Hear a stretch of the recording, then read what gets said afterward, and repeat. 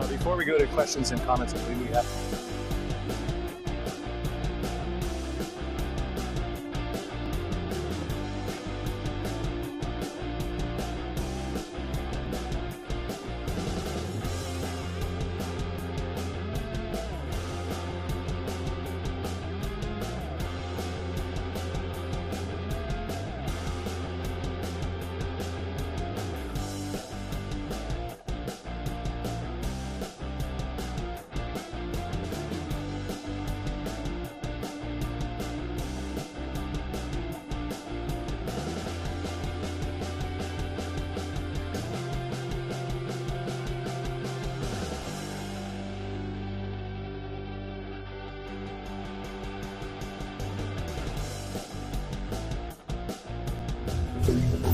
Maverick News presents The Rick Walker Show. Defrag your mind.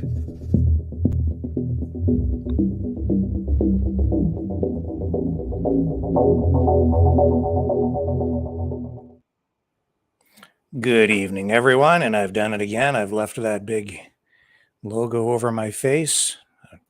I know it's an improvement, but we'll take it down so you can at least understand my facial expressions. Most of which will probably be things like that tonight, because we're talking about the Prime Minister of Canada, Justin Trudeau. Tonight is a special edition of our program. Tonight, you get to call in and to tell the Prime Minister why he sucks. If you want to defend him, you can. If you'd like to say nice things about the Prime Minister, you can. But being one of the most hated, if not the most despised politicians on the face of the planet, I expect that most of the comments will be in the negative vein tonight. Justin Trudeau, you get to call in and tell the world and tell the Prime Minister directly why you think he sucks. I offer this program tonight really as a relief valve for the population of Canada and the world. More than anything, it's not meant to be malicious so much, but politicians, when they take on a position of public trust, they also have to take the lumps in the court of public opinion. And that's what will happen here tonight as you guys participate in this call-in show. We also have the news of the day lined up. We'll touch on that briefly, and then we'll get straight to the phones. We're going to go heavier on the phones tonight, and you guys can weigh in on this conversation. So stay with me. The fun is just getting started.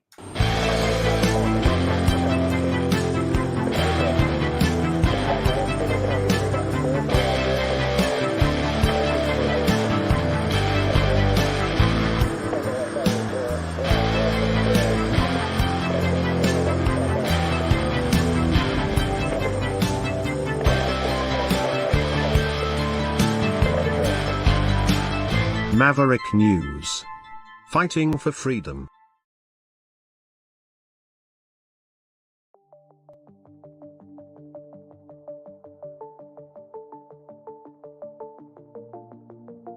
Greetings, brave Mavericks. Our quest for truth continues. We go beyond fake news. Together we expose propaganda. Together we pull others out of rabbit holes. We are maverick thinkers. We are all unique individuals, defenders of individual rights and freedoms, credible, trusted, grounded in reality. Maverick News, Maverick News. Defending free speech, free speech. Donate at freedomreporters.com. Do it now. Tomorrow may be too late. Maverick News. The world is watching.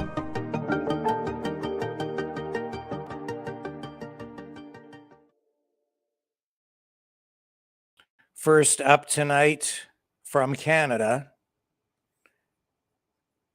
bombshell.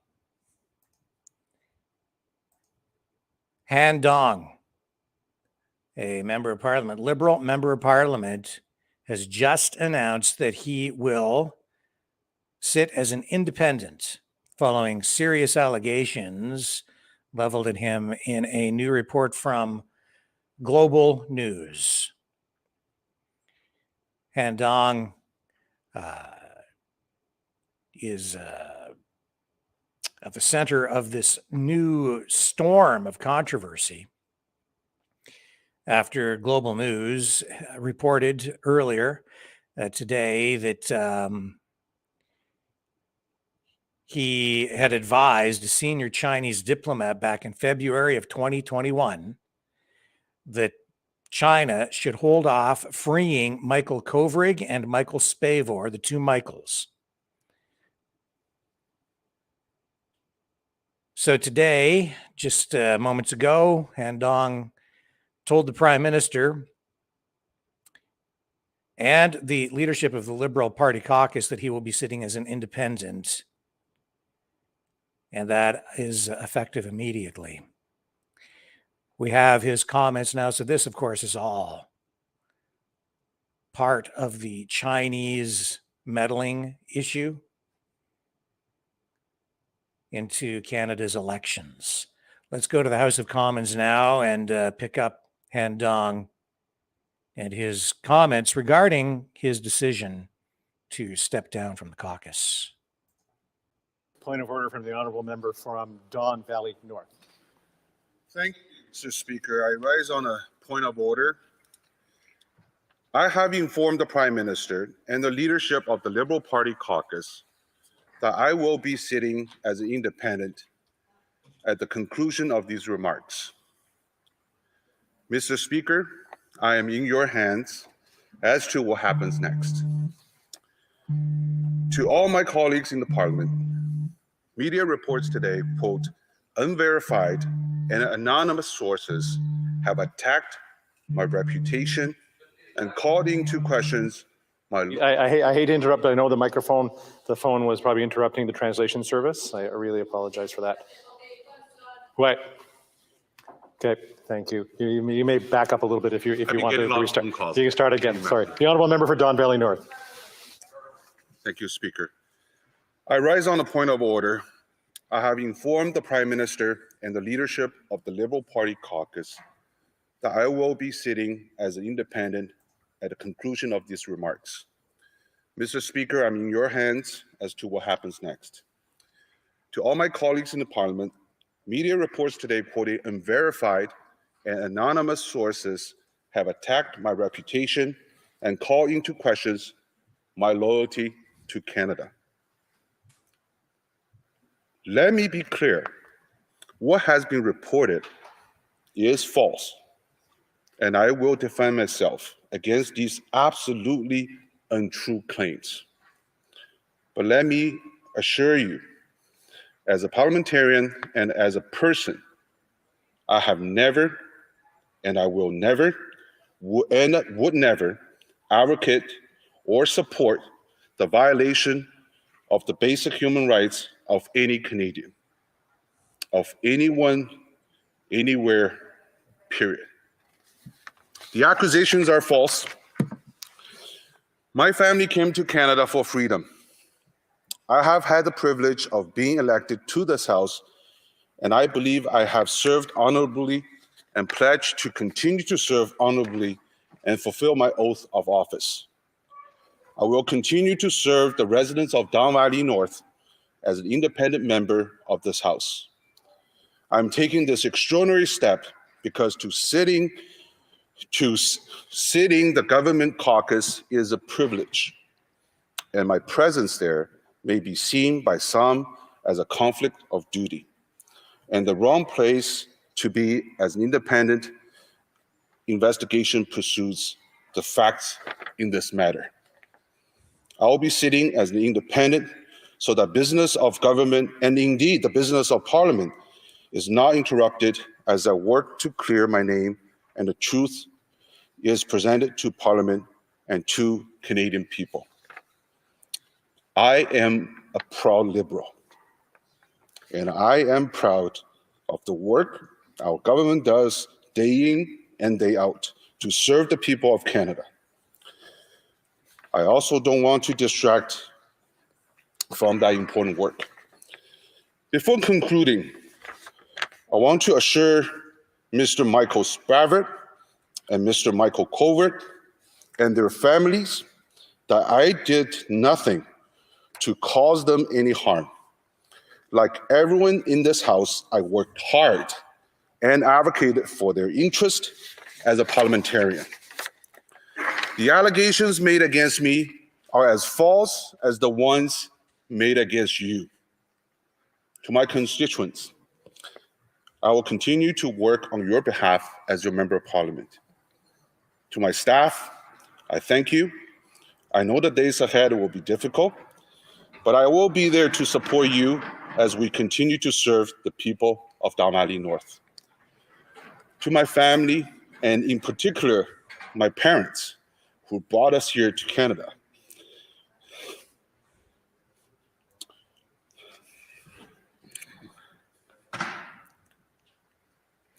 To my wife, Sophie, and my kids, I love you.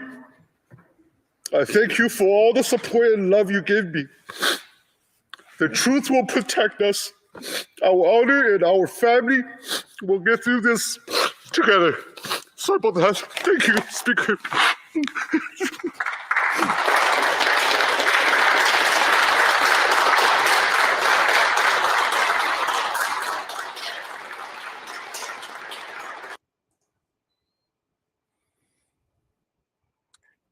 Han Dong addressing Parliament just moments ago. Stepping down as a caucus member, not going to be sitting as a Liberal member of Parliament anymore, as an independent instead, in the wake of a bombshell report from Global News citing sources, unnamed sources, suggesting that he had communications with the Chinese government or government officials and had suggested that they delay the release of the two Michaels. The two Michaels were released, but not until September 24th, 2021.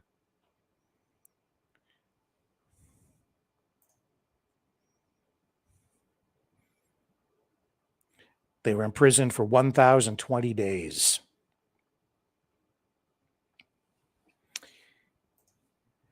And all of this related to the ongoing controversy, the story into Chinese meddling in Canada's elections.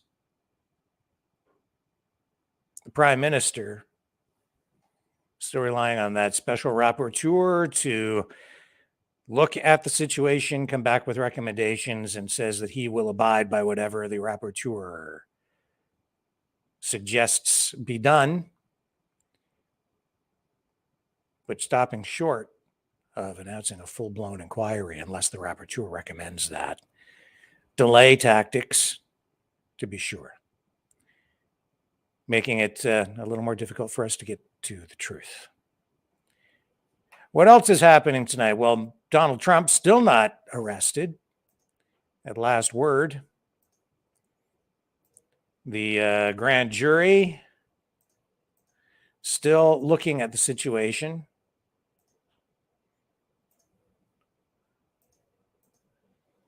Trying to decide if they should or should not indict the president.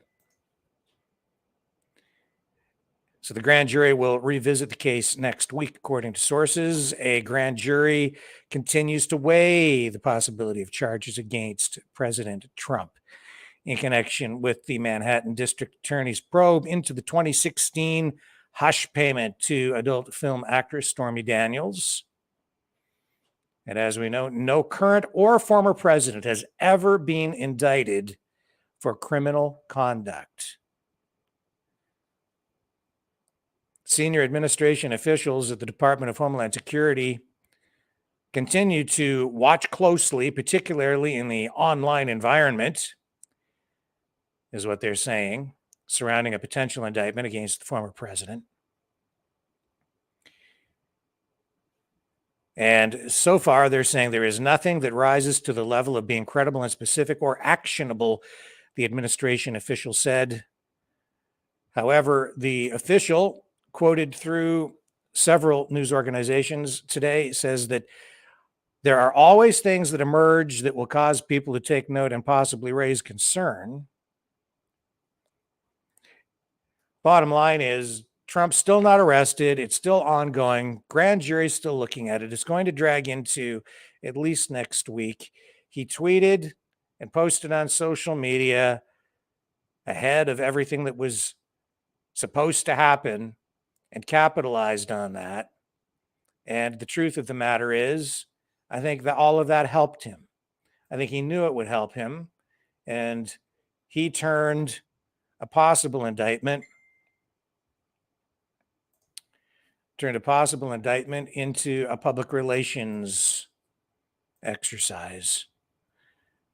And you can't blame him, I guess, for doing that. It's just part of the game. But I think he actually, as I said a couple of nights ago, I think he's enjoying this. I think he likes it. He knows that he can actually benefit from it. All this negative publicity, the negative attention, the possibility of charges. He knows that it actually firms up his support, the support that he has with his base. So the circus continues, and that's really what it has been. That's what the Democrats have turned it into, a great big circus, as they weaponize the justice system and try to turn it against their political opponents. You have all those people from J6 still in jail. And for what? Some broken windows.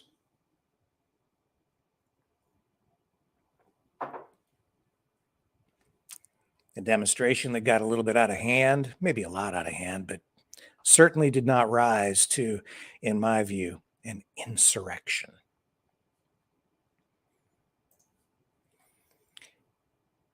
So even though tonight's show is focused on Prime Minister Trudeau and the reasons that he is so unpopular, Joe Biden is kind of in the same boat. Maybe we'll have to devote an entire episode to him too. And you can call in and tell us why you don't like Biden or defend him. Your choice. What else do we have going on tonight? Oh, yes. You may recall sometime back, this was something that raised a lot of concern when they opened up COVID isolation centers. And they spent millions of dollars on a facility in Windsor, Ontario. And they even had an official ribbon cutting, and it was a lot of fanfare. Well, the COVID-19 Isolation and Recovery Center for Migrant Workers in Essex County, which is part of Windsor, Essex County, near the Detroit border, is closing at the end of this month. Why? Lack of demand. So here's a report from CBC, I think is this version of the story, announced today. After nearly 3 years, Windsor Essex's COVID-19 Isolation and Recovery Center for Migrant Workers will close at the end of March due to dwindling demand.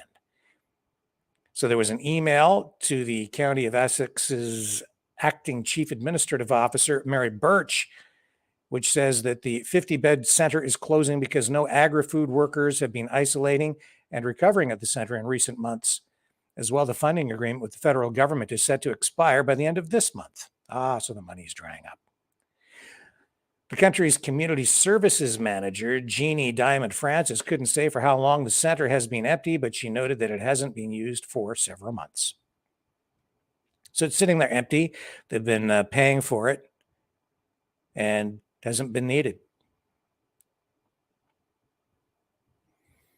So it closes. And for those of you who maybe don't know what we're talking about here, Essex County, big agricultural area, Canada's sun parlor. It's, the furthest area south in Canada. So there's rich farmland there. And Canada's agricultural industry relies heavily on migrant farm workers who come in seasonally every year to work the land. That's largely because they can't get the help that they need locally. And that's also partly because of the wages that are paid to those migrant farm workers. So you're getting the picture. And when they came in, there were issues with COVID. So they opened up these isolation centers. There was one large one in particular that was opening, and a lot of people didn't want it. They said it was money not wisely spent. And there were demonstrations against it. Now, at the end of this month, that facility, the one I'm just talking about here, is closing up. So the end of that. Brendan sent me this today, and it shows that, life as a journalist can actually be quite dangerous. Journalist plugs in unknown USB drive mailed to him, and it exploded in his face. And this is from the publication ARS Technica, which is focused on gaming culture, science, technology, specialty publication. And it really does highlight the dangers of journalism, especially right now in times of extreme conflict and war. So this article reads, it's no secret that USB flash drives, as small and unremarkable as they may look, can be turned into agents of chaos. Over the years, we've seen them used to infiltrate an Iranian nuclear facility, infect critical control systems in U.S. power plants, morph into programmable, undetectable attack platforms, and destroy attached computers with a surprise 220-volt electrical surge. Although these are just a few examples, they should be enough to preclude one from inserting a mysterious unsolicited USB drive mailed to them into a computer. Unfortunately, one Ecuadorian journalist didn't get the memos. As reported by Agence France Presse via CBS News Tuesday, 5 Ecuadorian journalists have received USB drives in the mail from Quinsaloma. Each of the USB sticks was meant to explode when activated. Upon receiving the drive, Lenin Artida of the Ecuavisa TV station in Guayaquil inserted it into his computer, at which point it exploded. According to a police official who spoke with AFP, the journalist suffered minor hand and face injuries and no one else was harmed. According to police, Xavier Chango, the flash drive that went off had a 5-volt explosive charge and is thought to have used RDX, also known as T4. According to the Environmental Protection Agency, militaries, including the US's, use RDX, which can be used alone as a base charge for detonators or mixed with other explosives such as TNT. Chango said it comes in capsules measuring about 1 centimeter, but only half of it was activated in the drive that Artida plugged in, which likely saved him some harm. So somebody didn't like this guy, or they had some issues. They sent him a thumb drive. Of course, those thumb drives working on a 5-volt system, and just enough there to detonate a small explosive charge, which did injure him. And it sounds like it could have been much worse. So, scary stuff. If anybody sends you a drive in the mail, if you don't know where it came from, you should be extremely careful about ever plugging it in. The story goes on and says, what's driving these attacks? And it says Ecuador Interior Minister Juana Zapata confirmed that all 5 cases used the same type of USB device because there were other journalists who received these as well. The others did not plug them in. As that the incident sent an absolutely clear message to science journalists. Should send a message to all journalists.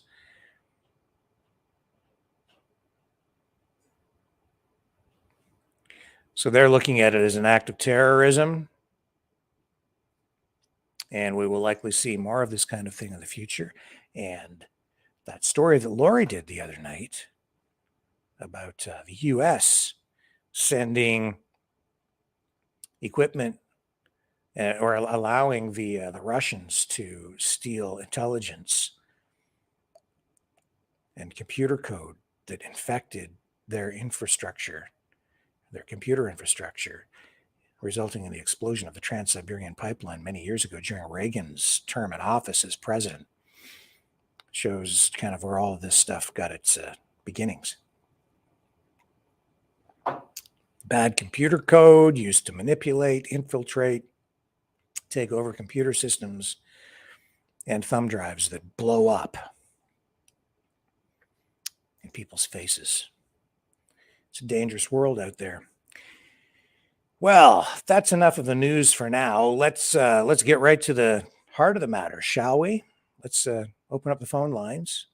You guys can start calling in on this special edition of Maverick News to tell us why you think Justin Trudeau sucks. Be right back.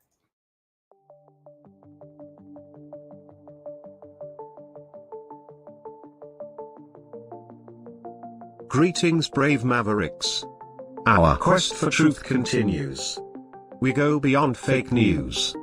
Together we expose propaganda. Together we pull others out of rabbit holes. We are maverick thinkers. We are all unique individuals, defenders of individual rights and freedoms, credible, trusted, grounded in reality. Maverick News, Maverick News. Defending free speech, free speech. Donate at freedomreporters.com. Do it now. Tomorrow may be too late. Maverick News. The world is watching.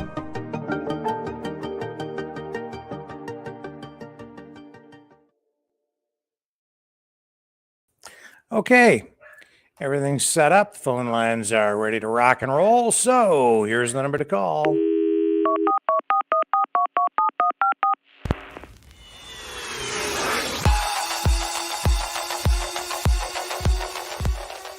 Join the conversation. Call 1-833-975-3733. That's 1-833-975-FREE. Speak up. Speak out. Make your voice heard. Maverick News. Fighting for freedom by defending your right to free speech. Be a maverick. Join us.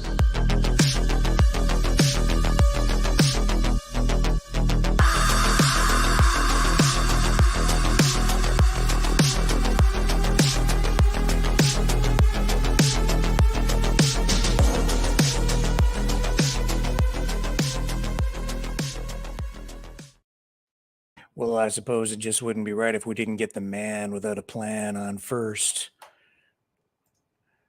Hello, sir. How are you tonight? You got the mouth of the South, the man without a plan to master all disasters, Rick. And today, I think you're opening up Pandora's box. Oh, well. You go ahead. I just gave you the key. Unlock it. I'd like to say a couple of things, especially about thumb drives. I did make a few women in my day happy with my thumb drive. Oh, my goodness. But well, that's what you get. That's a bit of a segue. That's Okay. what you get. As for Trudeau, okay. Now, I voted for him in the first election. He came out strong, positive, like I said before, positive election. Sunny ways, the Canadians. I love it. And at the end of the day, it was nothing but lies. Okay, and I didn't see through it. I thought, oh, we got somebody, maybe some statute here in Canadian politics finally. And me being a marijuana activist and him wanting to legalize marijuana, shit, you had me at hello. Until he bamboozled that, and he couldn't even legalize it properly. And there was so much corruption going on in the beginning of this with the licensed producers, and the people that were behind the licensed producers that were getting the licenses were all friends of who? Conservatives and liberals. Mm-hmm. If you didn't have any political friend, you weren't getting a license. And if you look back on it all, there was no inquiry whatsoever. That's interference by itself, a conflict of interest when you got guys like Bill Blair that are owning large amounts of stocks in Freya, in Aurora, and all these cannabis companies, okay? It was all politicians that were mopping in on the green wave, they called it, right? Mm-hmm. On our backs. So as for Trudeau, he could go fuck himself. And as for Ding Dong Ting there, okay, man, oh man, that's what I call political pawns. When you have two people sitting in a prison in China, okay, and we're not going to release them because it's not the right time to release them. You know, unbelievable. I can't believe what he said. This guy should not even be sitting as a fucking independent. He should be fired, tossed out the fucking door, and on the next boat back to China. Okay, he's a spy. But they're going to give him an independent. We're going to be paying for this guy's wages as an independent. Even your dog don't even like it. I hear it in the background. Yeah, he's got something to say too. He's got something to say. Yeah. Well, you know what? I only trust my darkest secrets with my dogs. You know, people got to tell other people what they're feeling sometimes, and you know, if you really tell people on how you're really feeling, you can wind up in prison for a very long time in this country, right? So I only tell my dogs what I really, really, really, really feel about what's going to happen. But if Trudeau, I'll tell you, if Trudeau don't step down, we got a problem, right? He should be fired on the spot. Any interference whatsoever. If you, and I don't want to get you banned, okay, because I'm not going to go there, but everybody knows what I'm going to be talking about here. Okay, if it could happen in Canada, it could happen across the border. And I think it did happen across the border. And you know what I'm talking about. If there's interference here, there was interference there. Yeah, well, they're a little less sticky on YouTube about what we're talking about with regard to the Canadian elections because, well, the government's they're admitting it. I mean, pretty much that there's been some sort of influence going on with money. You can see the dollars. It's a fact. So there is money. There has been money flowing from, you know, Chinese donors. It's just where laws broken, where inappropriate things done. We're trying to get to the bottom of it. How extensive is it? That's the question. We know it happened. We just don't know how extensive it is. Well, I never knew anything till today about the two Michaels. Okay.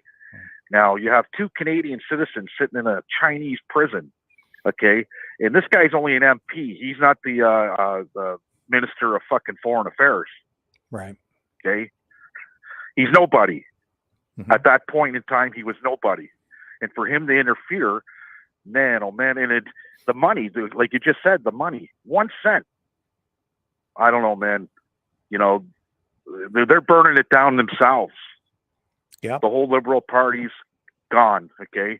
And the NDP, as they stand by and sit by this shit, they're just as bad. They're complacent in the whole thing, too. Yeah.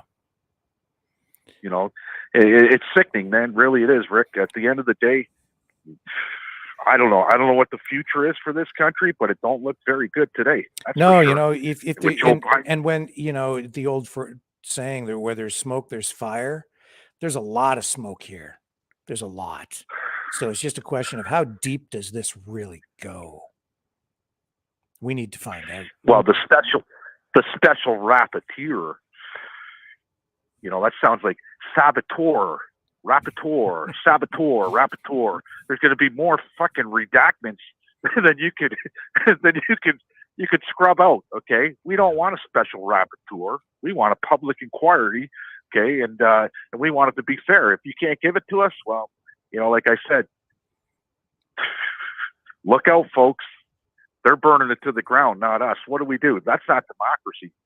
Don't call us a democracy and that you're all about democracy at the end of the day when you're suppressing people that, if we even go protest about this right now, let's say we get 1 million people together because Joe Biden's in town for tomorrow too, and we surround where he is and we start protesting, you know, we don't have the right to do that in a democracy. But when you got now I think Joe Biden wants us to put a little more influence in the Haitian shit that's going on, you know.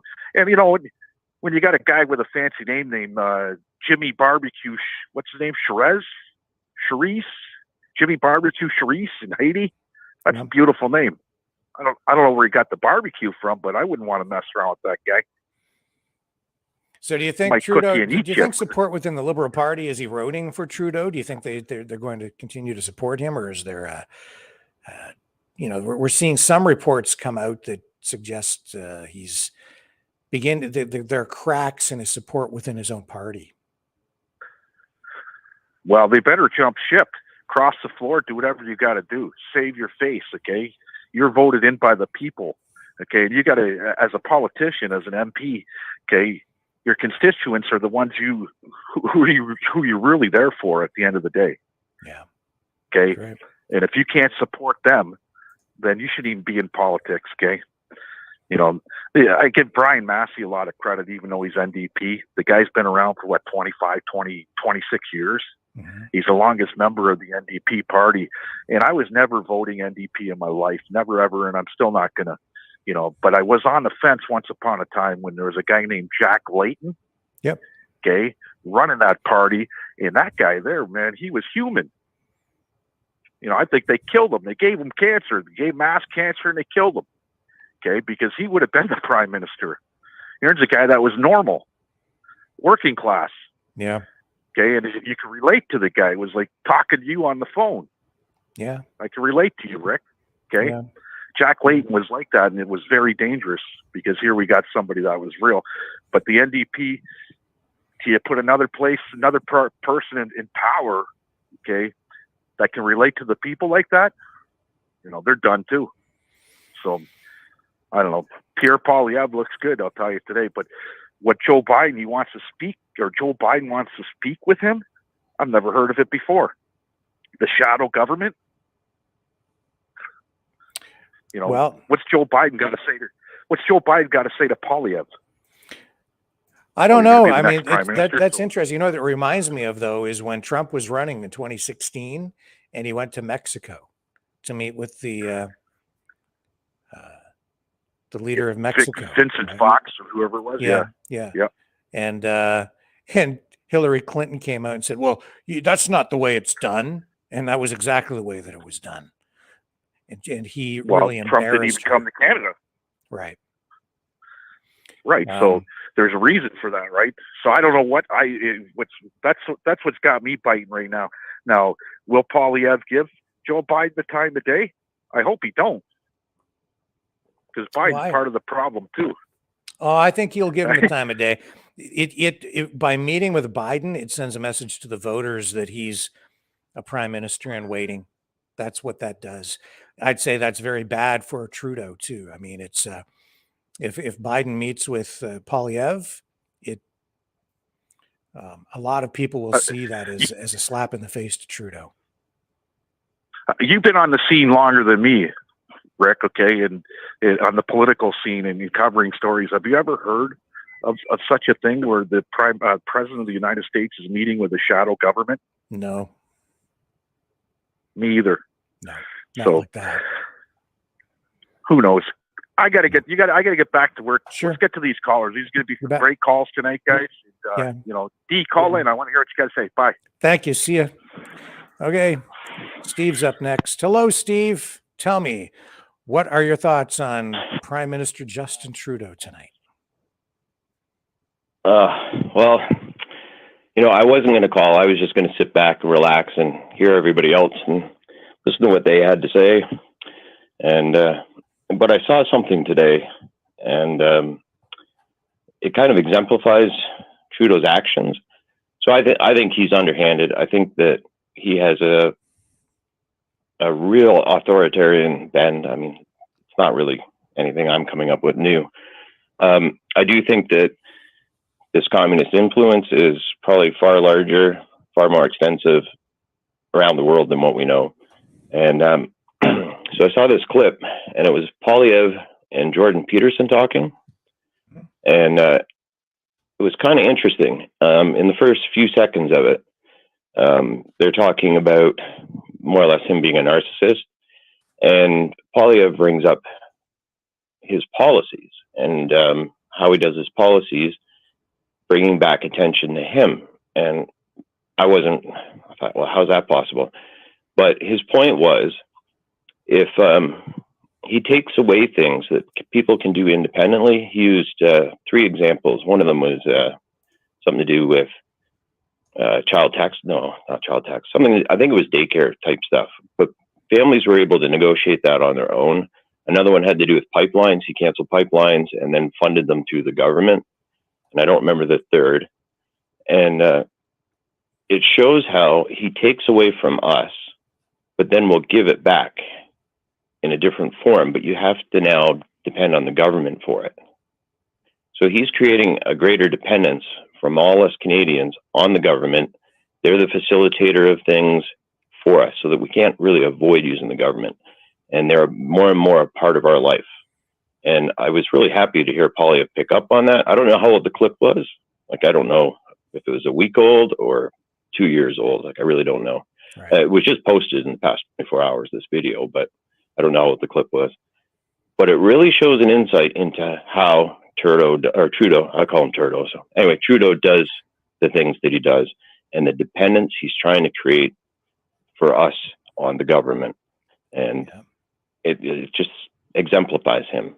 And I think he'll do more and more of it the longer he's in there. And he's just like his dad. You know, his dad had great ambitions when it came to, you know, socialist and communist ways, just never was able to execute them. Didn't have the tools that this current Trudeau has. Yeah, very true. And a quick comment about what Leo just said. I'm not sure what it was, but it made me think about his voting record, and they commented on this. You know who's held office with the lowest vote ever, or lowest amount of votes at 32%? Of course, it's Trudeau. And the person who held the record before that was Trudeau at 33. He's in office with the lowest votes ever. So back to his popularity. If it slides a bit more, we may get lucky, but I'm not convinced Polyev is the right fit for us either. He just seems to be heading in the same direction at a different pace. I understand that as well. I do understand that perspective. It's They have all the same goals. yeah. It's difficult to gauge that, you know, because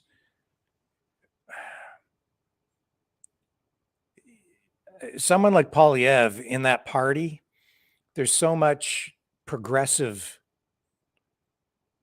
there's so many progressives within the Conservatives that he needs to appease. It's hard to know what he's really thinking. I find that too. He is a hard one to. Yeah. And now, who knows how much real communist influence is in there, or Chinese money has been, and who says it's just Chinese? I mean, could be other. Somebody wrote a paper apparently, or an article, and accused 3 other governments of having significant influence as well. And they were all. Yeah, it could be. You know, it's like you'd have to be naive to think that foreign governments are not constantly trying to influence activities within government. Like, of course, they're reaching out to these politicians, trying to corrupt them. It has to be constant. And the Chinese are very, very good at it. I mean, it's a form of warfare, really. And the United States does it. They're probably the most aggressive. The CIA, that's what they do. Exactly. So that's exactly what they do. So we shouldn't be surprised by this at all. The question is, how deep does it go? And it is not limited, I'm sure, to the Liberals. You'll probably find politicians in all the parties compromised if this thing goes deep enough, the probe. That's why Trudeau's trying to delay the inquiry. We'll see if you can avoid it. But man, I think we need it. I think that we need new legislation that requires these members of parliament to make their finances, their bank accounts, make all of that information available to the public for full transparency so that you can see where all of their money is coming and going. Otherwise, it just Yeah, leaves true. everything wide open to corruption. If we can see exactly what they make, if we can just see it all, I don't know where there has to be some level of privacy afforded to any individual, but if you're in a position of public trust like this, we're seeing the problems right now. If this inquiry blows open, a lot of financial corruption where politicians are just basically being paid off to vote or apply pressure or apply influence within government in order to further the interests of a foreign government, then we really need to do something about it. And that means having them open up their books, open up their bank account information so that we can see where they're really getting their funding, where they're getting their money. We've got to be able to track it all somehow. I don't know. See, that's the thing. They want to track every transaction we make using central bank digital currency and online digital technology so that they know every penny you pay so they can control us all. We need it the other way around. We need to be able to track them. We need to know every transaction they make. That's the way it should be. The world's upside down. The government's upside down. We need to hold them accountable in that way, not us. Precisely. Yes. No, I just had a thought. It escapes me now. Well, you made a good comment. I wanted to add to it, but yeah, I'd like to know where Trudeau's keeping all of his money and which offshore accounts, because we know that there's exactly that going on too. Yeah, they had mentioned about, or Poilievre had mentioned about how Trudeau hid his inheritance in a trust fund. Well, he said hid it in a trust fund from his grandpa so that his millions weren't included, to make him look like he was more middle class than he really was. Mm-hmm. Called him an average, educated with no work experience, all the typical stuff. It was pretty interesting. It was 8 minutes long, and but it was kind of interesting. But I just thought of what I was going to say. Mm-hmm. It's concerning to me because I understood that we had safeguards. So if a government goes rogue, certain things fall into place or go into action to help rectify it or correct things. Yes. Both here and in the States, why are those things not happening? Or are they happening and we don't see it? And maybe they need to be more rigorous and more obvious in the future if we can do something to well, make when it you refer more to steps to be taken to pull back a government that has gone rogue, what are you referring to? You're referring to the king being able to step in and sorry, I'm saying I thought there were, and I had never really thought about it until the past 2 years. I don't know what they are. I just assumed or thought that there were things there. I always thought it'd be more diplomatic, like, the opposition would step up and say, hey, there's troubles here. And should they not step up, then, I don't know, military. I just thought we had, a playbook for, hey, the government's gone rogue and we need to do something. There are things now, in place that can happen to remove a government. There are things that there's the votes of non-confidence, which we came close to this week, but you need enough of the other members of parliament in opposition to support that. And then at the extreme, yes, the king can actually step in and intervene to have the government changed, because the prime minister basically serves at the pleasure of the king. Some people view that as a liability for Canada. I don't. I think it's another check and balance. That's what the Senate is there for as well. People view the Senate, a lot of people who criticize Canada's system, a lot of people who are calling for radical change, they point to the Senate and say, well, they're unelected and it's not democratic. And I don't view it that way myself. I do view the Senate as a chamber of sober second thought. I think it is a safeguard. That's what it's meant to be. It forces the government to throw the legislation over to them for additional scrutiny and approval. And it slows the process down intentionally so that bad legislation just doesn't automatically get passed. It takes some of the power away from the governing party of the time, right? So, and you get a lot of people in the Senate who are older, and generally speaking, you find more wisdom in and experience with people who are a little bit older, because they're generally appointed at the end of a career, or because they've done service for the country in some way that has elevated them to a place where they've got some respect. So prime minister will appoint them to the Senate. So you've got, basically very generally credible people who are loyal to the country and to the people. So it's just that's the idea behind it. Is it perfect? No. And with the Senate, with regard to the new legislation surrounding the internet and censorship and algorithms and things like that, that's a bit of an Achilles heel for the Senate, because the people there, because they tend to be older, I don't think they fully understood the technology as they were debating this. But overall, I think the system can work.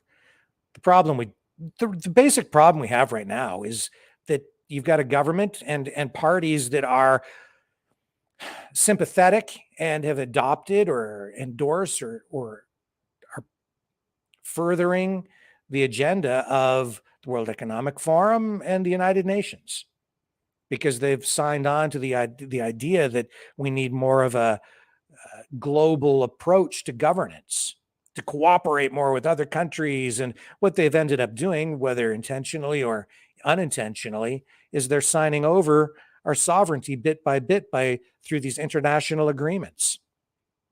That's not to say that our system is so broken that it can't be fixed. It just means that they keep signing these different documents and agreements that erode our sovereignty as a nation, so that the decision making ends up in the hands of people in other countries, or a globalist network, or basically you're handing it over to the United Nations and WEF. They just have to stop doing that. We need to tell them to stop, and we need to pull some of this stuff back. But anyway, anything else you want to say tonight, Steve?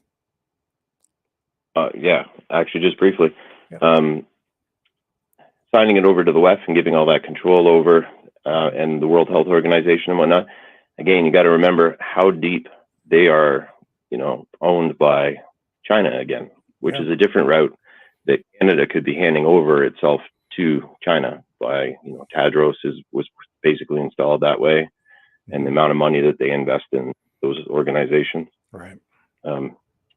Perhaps referendums would be handy for us if we could get more of a say into our government. 100%. I appreciate the time, Rick. Yeah. Yeah, that might be actually that's a very good point, Steve.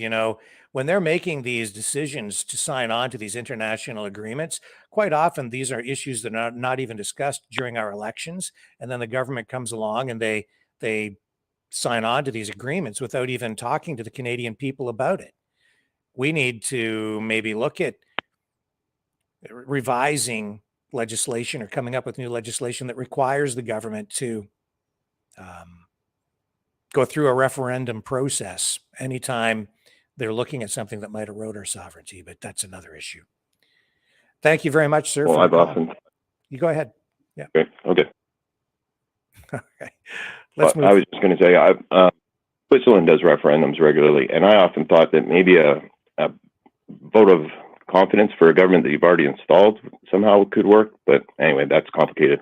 I won't get into it. But Switzerland does referendums a lot more often. Mm-hmm. I don't know if they're still doing them, but I often thought that might not be a bad thing for Canada to look into. Yeah. But don't get too dark tonight. Try and keep your head out of the deep there. Yeah. And good luck with your show. All right. Thank you, sir. And here's Pure Knight. Bye-bye. Hello, sir, all the way from Burnaby, British Columbia. How are you tonight? I'm doing well, sir.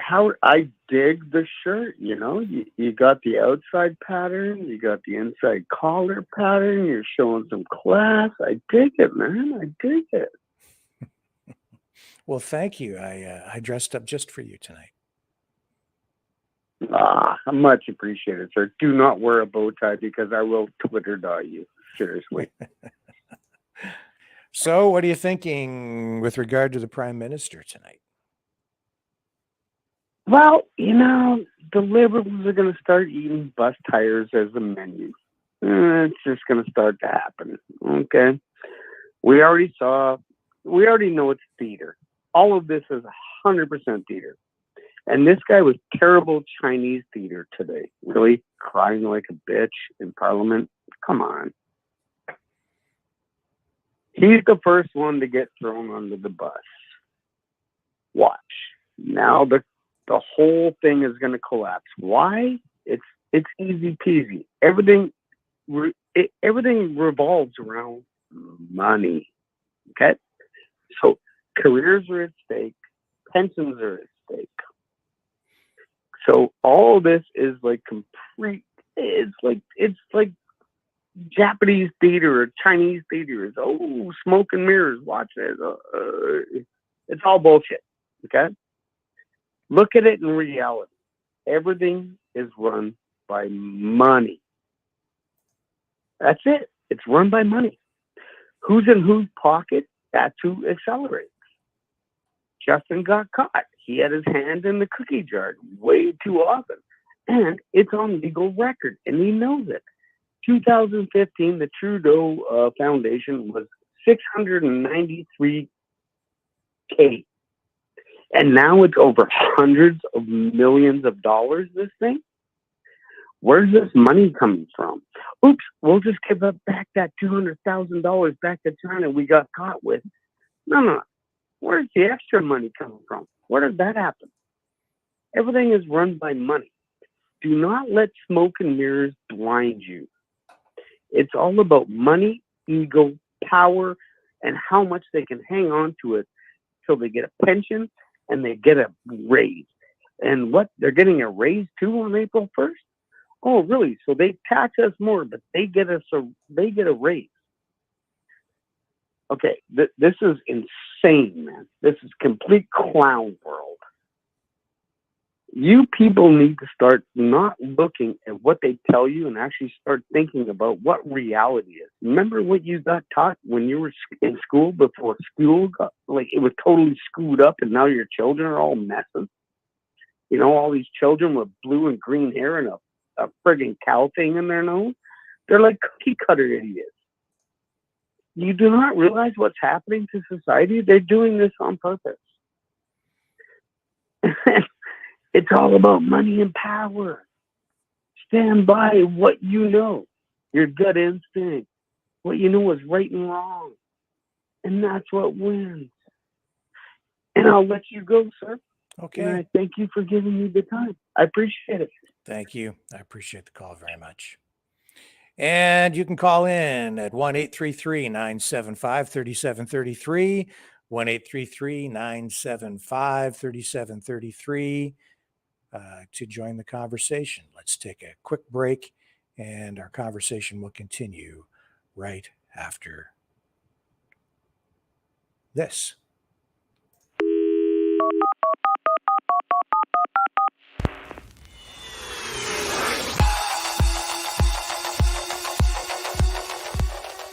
Join the conversation.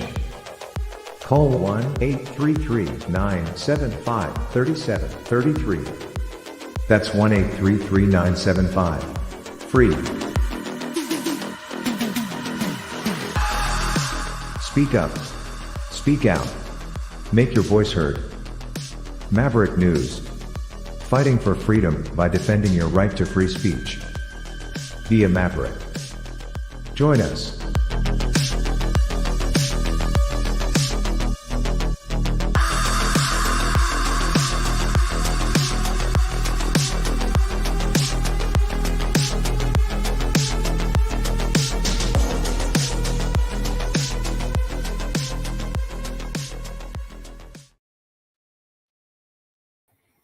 Okay, let's get to our next caller. And I'm not sure who we have on the line. Who are we talking to now? Well, you have anonymous. Okay. I'm not saying because I don't want my bank account frozen. Do you have your anonymous mask on and everything too? I think those things are creepy. They are very creepy, especially when like you've got like a room full of them. It's disturbing. They are. They're creeping out. Me too. Yeah. So, where to begin, sir? I mean, I didn't want to admit it, but I'll admit it. The first round, you didn't vote for I him. voted- Did you vote for him? The first round I voted for the bugger. I did. And here's my reason at the time. I figured, like, he came out real strong and it said all the right things. And, this was when I wasn't awake. And I trusted and believed everything, right? And I thought to myself, his dad sucked. And it makes sense that he would probably, he'd come out fighting and want to be a better version of his dad, like supersede him. Yeah. But boy, was I ever friggin' wrong, right? Holy crap. It didn't take very long for me to realize that I never regretted anything more in my life. And it left me twisting in the wind. What was it that he said the first time around that just, reeled you in? Was it the sunny ways talk? Was it, what was it? Well, we've had so much, like Harper was bad. Like he was WEF, the soft cell of WEF. And it was just kind of weird stuff already. And he came out kind of all sunshine and buttercups, right? And really, really, promoted himself with his wife to make himself out to be such a good family man. And, I thought, well, if he's got kids, he's going to want a better world for his children. Not thinking, and now I'm realizing it now, but, he doesn't give a rat's ass about his kids because he figures that he's going to keep the kids up on the hill in a mansion with him, eating all the cow meat in the world while we eat our butts. I mean, like he's just, he's evil incarnate. But I don't want to miss on some of these points. I mean, the amount of money, I've never seen a prime minister in our country ever put out the kind of security for themselves like he does. The amount of money that we are paying, I'd love to know the dollar amount, but I don't. But like if you see him going around, there's at least 8 SUVs with him, and when he's walking down the street arrogantly with that smug look on his face, how many men are surrounding him? About 10? I don't know. Yeah, what did they get paid? Yeah, special detail. Yeah. Yeah, it's not like just why does he feel the need? Why does he feel the need that he needs so much protection? I wonder. Anyways, sorry for laughing there. I don't want to get in trouble, and the lack of accountability, right? I mean, come on. And, how is it that we, the people, when we get paid our wages, we buy our food out of our wages and everything. And for his nibs, we're paying $8,000 a month for his grocery bills? Excuse me? When did all this, these isolation camps. So we spend millions of dollars on this crap and they're closing them down. Yeah. Does he not have anybody that's thinking with a brain or even half a brain to utilize those damn buildings for the homeless or maybe the illegal immigrants that are flooding our country? Like, they're just going to shut them down. Oopsie. And, that money went where? There's no accountability. Like nobody seems to care about the people. And again, like as I said yesterday, don't stop me now, I'm on a roll. But I'm telling you, we've got people on disability. We've got war vets that fought for the freedoms that we're now losing, that can't afford a loaf of bread. Because why? Their rent is, they get rent and it's $375. Like I said yesterday, it's going up to $125. So they get $500 a month for rent. I'd like to see this human being, if you can even call him that, live on that here in this country. Where is he gonna, I'd like to know what he's gonna rent to live in for $500 in Canada, anywhere. A closet that is 10 by 10?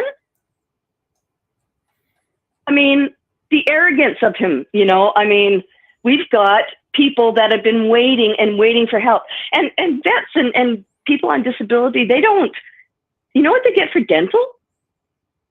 They get $1,000 every 2 years. Do you know how far that goes? I know people that have said, dentists just say, they just want us to pull your teeth so they don't have to deal with it anymore. They don't want to put any more money out. Mm-hmm. Right? I mean, and this man is giving himself yet another raise when he made how much money during COVID because of COVID? And he's given himself more money himself. I mean, like you said, Rick, I agree with you 110%. There needs to be a change, accountability. There needs to be a trackability on them, not us. Yeah. We're not the ones that are screwing our country over and the people over. It's just unbelievable. And if he thinks it ain't going to catch up to him, he's got another thing coming, because let me tell you, never in my life have I ever seen truth not prevail.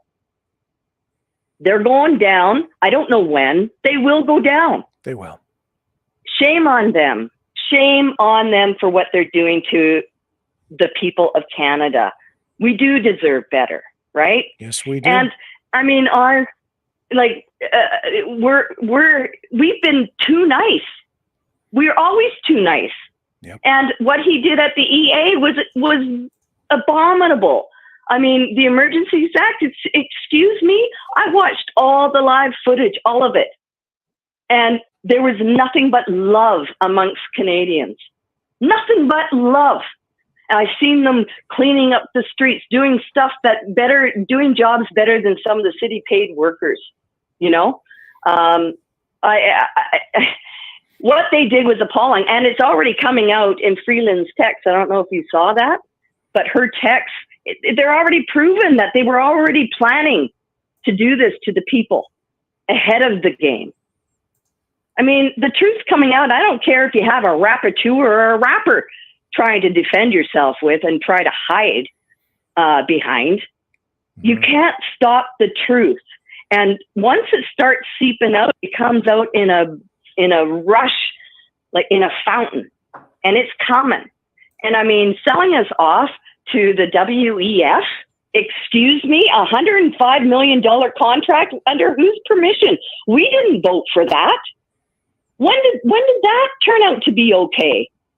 Nor did we want bugs in our food, but they're just sneaking that crap in, right? They built a bug farm in preparation.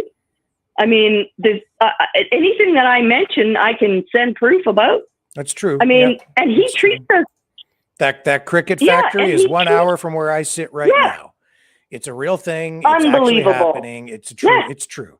And they're going to grind those things up, and they'll put them in processed foods, and you won't even know. Unless you know. Yeah. You better start checking the ingredients on everything you buy. Exactly. Everybody, and that chitin, you can't take chitin out. The worst thing about Trudeau is that he thinks we're all bloody idiots. Nothing makes me more angry than being treated like an idiot. Yeah. And that's exactly how he treats us. He thinks we don't know what's going on with the WEF, him and Soros and Gates and Biden. Biden is like, the truth is coming out about Biden. Like, you know, what an idiot to bring him here. Hello? Mm-hmm. Like, he ain't going to be winning any points on that either. Because the truth is seeping out everywhere. Canada, U.S. I mean, U.S., there are people fighting for Canadians from the U.S. because they're seeing how corrupt our country is now. Yeah. Shame on him, what he's done to us or trying to do to us and what he's doing to us. I mean, and like I said yesterday, and you know, this is really infuriating to me. That war, we all know the truth. And never in my life, and I'm getting old, but I have never seen or heard of a friggin' war where there wasn't aid sent in the form of water, food, clothing, doctors, nurses. But guess what? This war is real special. Just send money. You son of a bitch. You think we're that stupid? Come on now. I mean, just send money, more money, more money. Like, Yeah. and people like preying upon people's, you know, emotions, you know, trying to make us feel sorry for what apparently are victims. And yes, there are victims there. Don't get me wrong. And I feel bad, very, very bad for the people that are caught in the thick of this nightmare. But if he thinks we don't know there's neo-Nazis and crap going on over there, that this whole thing is corrupt and it stinks like to high heaven, then he really, you know, I don't know who's dumber, him or us. I mean, honestly, it's madness what's happening. Well, the Shame on him sick for thing what is he's doing. what kind of government supports a bunch of neo-Nazis? If you're supporting neo-Nazis, what does that exactly. make you? Exactly, Rick. I mean, like if he thinks we don't know, we think it's just a war. We're not stupid. Yeah. We know everything you're doing. And if anything that this whole darn COVID scam has done, it's woke me up to the point that I actually watch Parliament.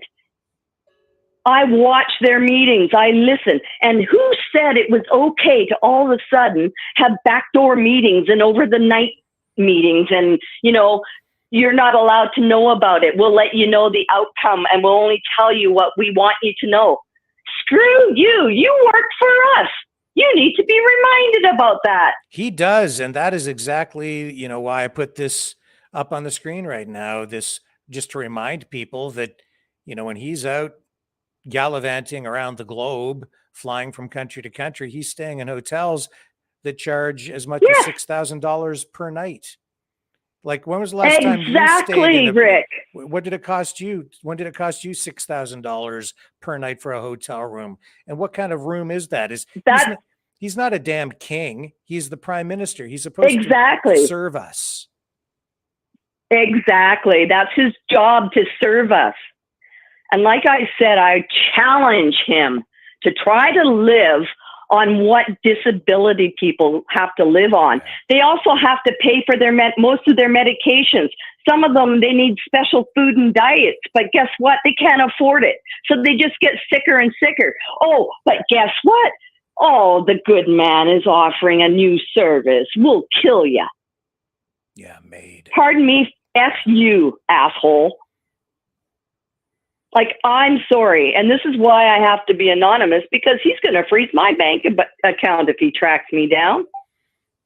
You can't trust nothing. And that's the other thing that came out of this whole COVID scam. And by the way, we all know it was a scam. It's coming out. The truth is coming out. You can't hide. You can't hide behind a rapper or a rapporteur or whatever the hell you want to call it. You can't hide anymore. It's coming out, and it's coming out hard and fast. We, the general public, know what you've done, what you're doing, and what you're about to do.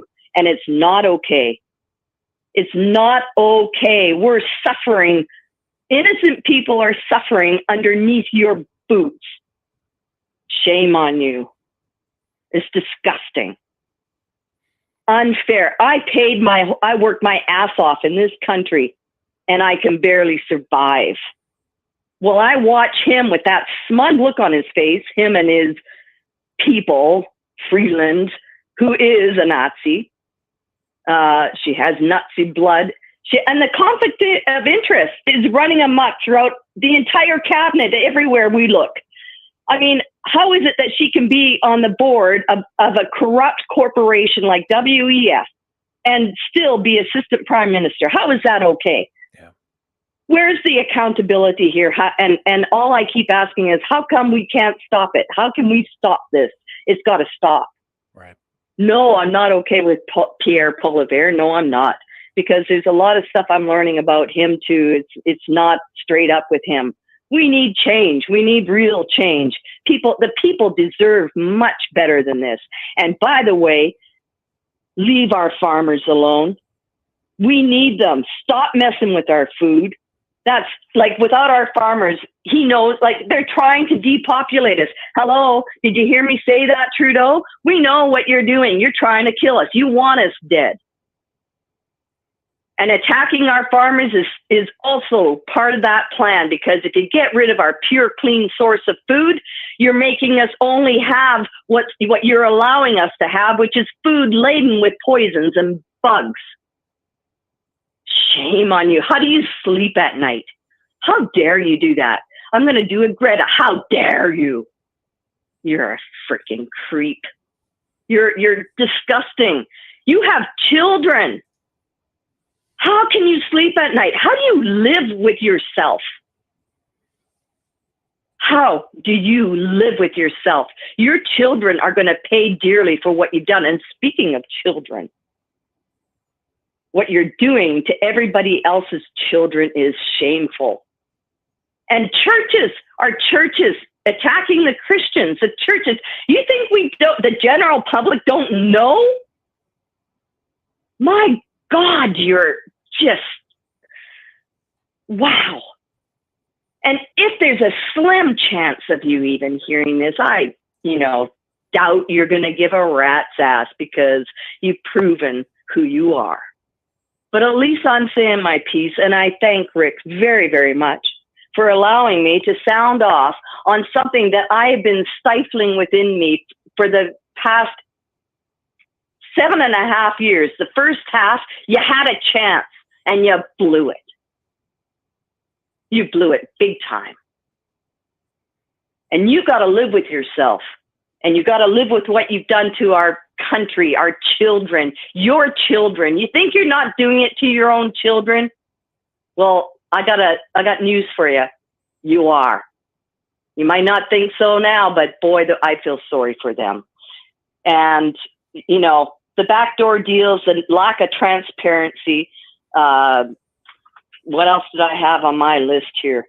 Oh, and thank you so much for breaking my ability to trust anything in our country. I'm scared to go to the doctor. I'm scared to go to the hospital. I'm scared to trust anything to do with the government in any way, shape, or form. Thanks so much for that. I'm twisting in the wind here. I worked my ass off in this country and paid taxes my entire life. And this is what I get in return for all of that. You think I have any love for you? I don't think so. Not one iota. None.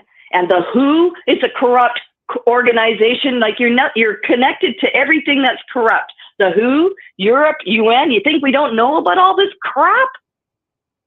Wow. You are utterly beyond arrogant. We know. And by the way, this climate scam, and I'm going to end it on this, it is a scam. I've spent it, because of you, I spend time researching. And I've listened and watched and learned from actual scientists, ones that are actually scientists. They're not connected to the WEF in any way, shape, or form. And they all state clearly this whole climate thing is a hoax. Everything that you touch and everything you're connected to is evil, and it's dark, it's sinister, it's satanic. There's the other aspect. The human, you know about all this. You know about it all. And you have that smug little grin along there with your twitchy woman next to you, Freeland. You guys are beyond evil. I hope I've left something for someone else to talk about, because I just... my head's going to explode, Rick. Yeah, shameful. We deserve better. We all deserve better. And for the love of God, at least put people on disability and our war vets on a proper, at least above the poverty line, income so they can afford their own medication, so they can actually buy some food that they can eat. I mean, a lot of these people can't eat your damn bug food because it'll kill them. But you know that, don't you? Because you got made as a backup plan. You know what? And food for thought here, by the way. I've been desperately trying to help a senior who's had 2 open heart surgeries. She's about to be homeless. She has no help. There is no help. But yet you're giving illegal immigrants money. They got enough money, from what I'm hearing, to send it back home to their families. And I've got a senior that is terrified, and she mentioned MAID to me the other day. If I lose that dear woman to MAID, you're going to find me on your doorstep. And for people in other countries, MAID in Canada is medical assistance in dying. It's doctor-assisted suicide. Shame on him. Yeah, I had a lot to say, I know, and bless your heart, Rick, for letting me sound off. But I'm telling you, I mean, it's big, it's bad, it's ugly, and it's got to stop.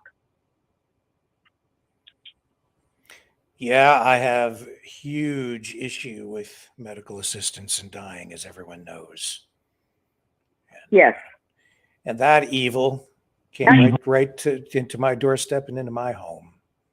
So I'm so sorry. Yeah. I'm so sorry. And I mean, I honestly, I fell into the rabbit hole. I came close myself. But push comes to shove, guess what? This is what he hopes that isn't going to happen. I'm a fighter. It doesn't matter how weak, tired, hungry, scared I get. I always get back up, and I always stand up for the truth and for what's right. And guess what? I can guarantee you 80% of real Canadians are exactly the same, because we are born and raised here, and we are better than you. Much better. And you're going to have to pay for all of the damages done. It's coming. Not but from me personally, but I can tell you. And are you going to arrest me if I say that I pray every day for you to be taken down off your hill, on your mansion on the hill? Because I do. But that's the scary part. A lot of people around the world don't realize that people that pray get arrested and thrown in jail now. In Canada. Oh, and trans children.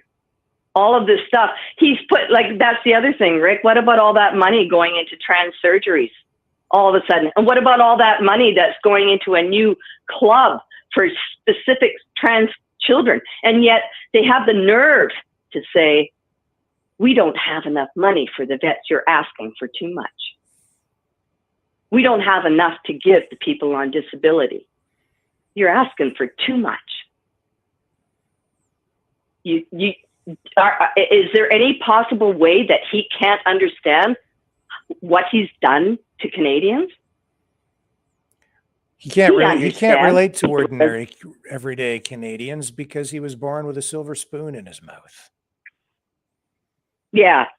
Well, that spoon is going to break his teeth. I'm telling you. Truth always wins, Rick. I just can't wait for it to finally happen. And nobody's going to be crying over spilt milk on his behalf, I can tell you that.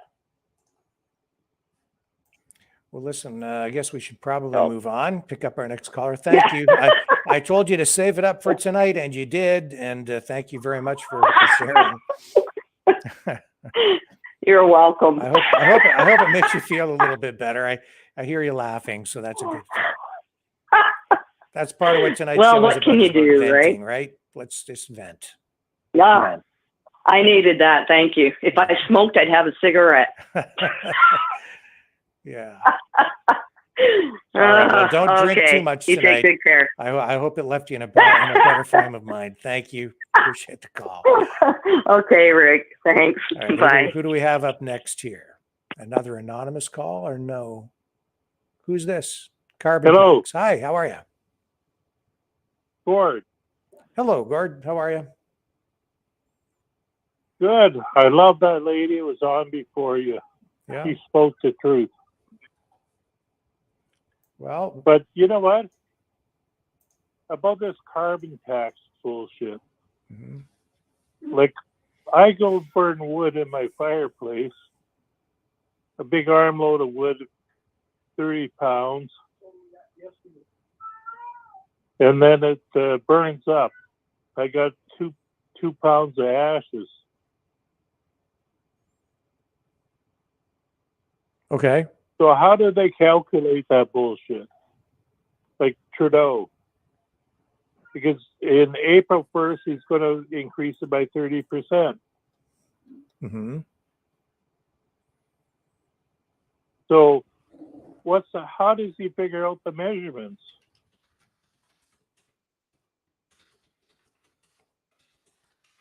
I don't. Hello. I don't fully understand. You're asking me to explain the science or the mathematics behind how carbon is calculated, carbon effluent, and I'm not an expert on that front. But we let him get away with saying, okay, we're going to charge you 30% more this year on carbon tax. Yeah. Well, I'm not in favor of the carbon taxes. That's for sure. So how do they figure it out? I don't understand I don't know what the formula is as it relates to calculating carbon tax. And plus, and I don't Trudeau, think that the carbon tax is, it's not, the tax itself is not based on tonnage. It's based on, how many cents per liter you're going to pay at the pump for gasoline. How much are they going to charge for, taxes on, say, natural gas for your furnace? Each product okay, how is much calculated for differently, and a gallon of, how much per gallon of gas? Then we could figure out how much we should be paying. I don't really quite understand the question. Well, there's for the carbon tax. Like, I don't understand it either, to tell you the truth. Well, it's an arbitrary thing on behalf of the government. They don't want you driving your car. They want you to drive less. They apply a carbon tax at the pump, depending on the province you live in or the state. The level of taxation, the taxes are broken up into sections. It depends. There's provincial, there's federal, there's HST, there's carbon taxes. There are a variety of different taxes that are built into the prices of all of these products. And I recall you calling in last night, but I'm not exactly sure how they calculate taxes as it applies to industries, farming, for each of these things. Everything is calculated differently. They apply taxes at different rates across the board. It's not a one size fits all thing. And you're not really asking the right guy here at the moment. I'm not prepared to answer the question because I don't have all the information in front of me, and it's very specific to specific things. It's not just 30% of something. It's different products get taxed at different rates, and it's not just not that simple. They did take the government down in Holland with this fertilizer tax. Yeah. And I think, that Trudeau. Well, it's not just a tax. They're telling the farmers they have to use less nitrogen, less fertilizer. Why? Because they see the methane. They see the methane that comes from it as being a carbon. They see it as emitting greenhouse gases into the atmosphere, and they don't like it. And I don't agree with it. I think it's misguided. I don't agree. Like you don't agree. And then, they have these calculations that they come up with. And I think it is actually 30% less fertilizer that they want the farmers to use, which means they get lower yields, which means there's less food production, which is going to drive up the price of food, which means we all pay more at the grocery store, which adds more to inflation. But, that's not the absolute root cause. It's just less production. Trudeau doesn't give a shit about me or you. That's what I think. Yeah. He just wants to starve us into submission. Right. Well, I appreciate the call. We're going to move on. I think you made some very good points here tonight, and I appreciate it very much. Thank you. Okay. Well, you take care. All right. And here's Pam up next. Hello, Pam. How are you tonight? Oh, I'm fine, thanks. Boy, that was a long wait.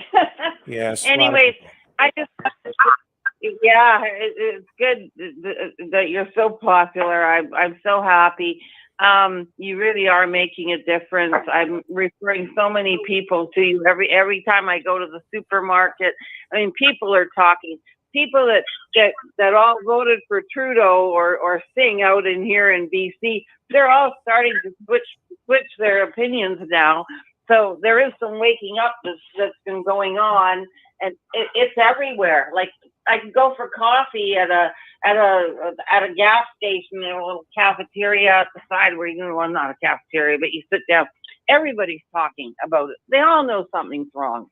Mm-hmm. So, I loved all your callers. That last lady, she was awesome. And also about Leo mentioning about Chinese spies and that part you aired on Han Dong today. It's really interesting because, Trudeau got elected the second time because he was going to legalize marijuana, right? Yes. Yep. And so I went to a Chamber of Commerce luncheon, and they had this whole panel there, and it was, and I had been making products with hemp for a long time, like just out of the food grade hemp seeds for the skin, and so I could ship them to the U.S. and I could ship them anywhere, it was just hemp oil made out of the seeds for the skin, and so I ended up, when I found out he was going to bring that thing in, I said, well, I'm going to go for it. And I trademarked a whole bunch of names. And then all of a sudden, he announced that he wanted $250,000 for everybody who was going to sell anything to do with hemp in it, whether it was a food grade or the drug grade, And so I looked up on the studies to argue this, and I wrote an article for a magazine. And it turned out that the whole people behind the studies were Chinese, and they said even the seeds sold in the stores, in the supermarkets, have, drug grade, drug side effects. And so I said, oh, well, there goes my product. And all of a sudden, all my trademark names were taken by other people. And I started getting letters from them. I mean, this whole Chinese thing, it's really real, and people have to wake up to know that this is happening. It's so real, and I think that guy probably was a spy. That Han Dong. I mean, I don't know much about it. Today's the first show that I saw about it, but I'm going to follow it and try and find out more about him. Yeah, well, he'll be sitting as an independent now, and I just have video up here. This was the airport where Biden is arriving in Canada. Anyway, just letting that roll for everybody while we have this discussion about Justin Trudeau and why a lot of people think he's the worst prime minister in Canadian history. Was there anything else you wanted to add tonight, Pam? No, I just think that we're in a lot of trouble right now. A lot of trouble. Yeah. Do you think this visit with Joe Biden over the next day will be productive in any way? Do I think so? No, I think it's going to be highly destructive for the people, for us. Mm-hmm. Not for the elite. They're gonna figure out more ways to take from us and more ways to destroy us, and I think we are on a death situation here. I think that they are trying to destroy the population to bring in artificial intelligence, and they don't need us anymore. Well, I think they do. I think we need each other. I think that we need Well, you're dealing with a lot of psychopaths and narcissists, and psychopaths are the biggest things, and they have managed to take control. I've been listening a lot to a book that's on audio right now, and it's The Antichrist and a Cup of Tea. Have you heard of that? The Antichrist, and Antichrist. a Cup of Tea. No, I've not heard of that. Well, it explains things really, really well. And this is why I don't think even if we voted for a non-confident vote against Trudeau, it wouldn't stick. Because if you learn more about this book and the author and what he's saying, it's called The Antichrist and a Cup of Tea. And I'm a genealogist, and believe me, I've seen a lot of weird things when I'm studying genealogy, and this all makes sense. It's all the pieces, they're coming together. Yeah, well, I don't know. Just when you're cleaning, when you're having a bath one day or cleaning the house or something, just turn on the audio, go on YouTube, start listening to what this guy is saying. It's making a lot of sense.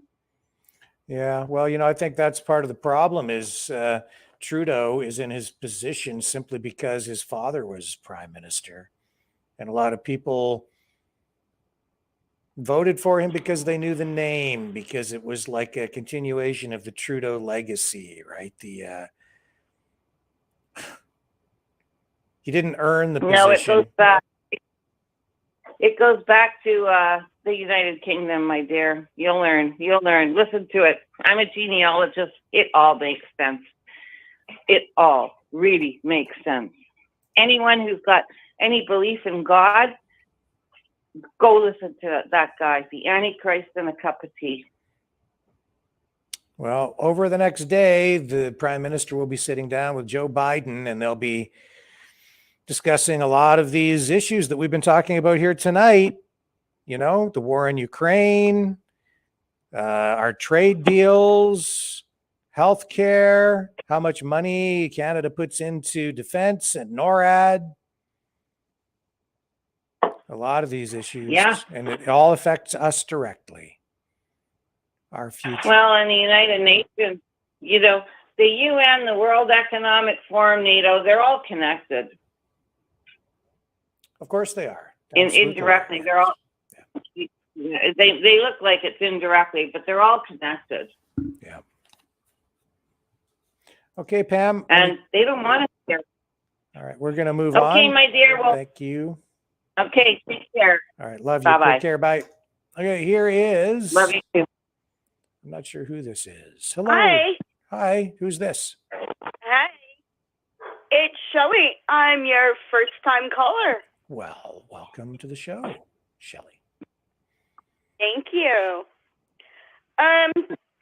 No, I really understand what those ladies were saying. Even the one before this one, she really did an amazing job. I gotta give her kudos on that. Whoa. But, no, Trudeau really does suck. There it is in a nutshell. He has been more disgusting. He has been more disgusting than any other prime minister that we've had in Canada. He is not just a supposed prime minister, he is a crime minister of Canada. He's totally. Ugh. Did you vote for him the first time? Oh, hell no. I went green. the last time. Okay. And I tell you, even the Green Party stood up and supported him. Yeah, they did. So Yeah. there goes that idea right out the window. I'm not even voting Green this year or any other year. Mm-hmm. So what are some of the things that Trudeau never has vote- done over the last, few years that really kind of got under your skin? Oh, yeah, that Omar Khadr, Yep. getting him out of Gitmo Bay, Yeah. for one, And the payment that was paying made. him $10 million, paying him that much money to get out. Yeah. And how much money did he pay them to get him out? For one, right? Like, ugh, it just burns me. Like, this guy is so disgusting. And in going back reels ago, he did sign a Nazi flag. And I'm not stepping away from that. He is just full. Ugh, he burns me. That girl, on the other hand, had it set right up for me. She basically pulled that right out of her hat.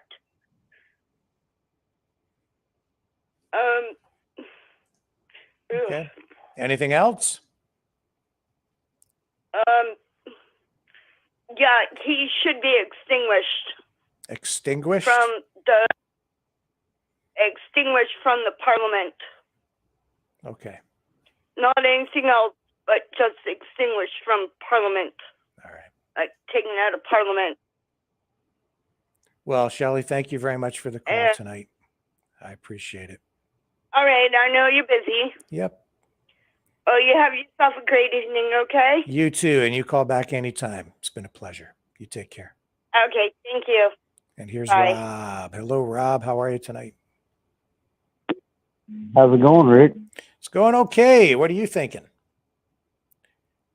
Oh, man. I think that one is sometimes, when people start following a person, they kind of want to know more about a person. So, I was just going to give you like a mind break, but I got some stuff I'd like to share also. But, you ever have that moment in the day, where you're doing exactly what you want to do and knowing how good that feels? You ever get that moment? Do I ever have the moment where I'm doing something? I didn't quite follow what you said. If you're doing something in your day that's the cat's meow, what you would really just like to be doing, Oh, what is it?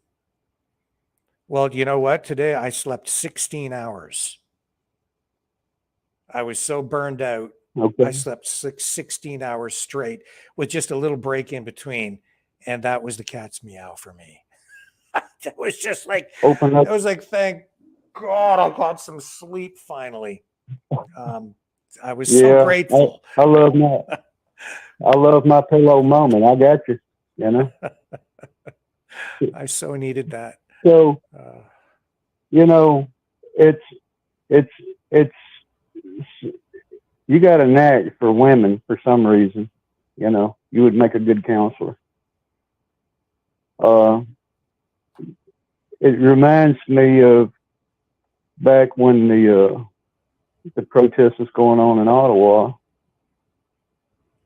and it's like this guy, your gentleman that called in from Montreal about advice, on. I think that you have to capture that moment. You have to leave everything else out of it. You kind of get entrenched in what your heart feels instead of what you've selected as your career.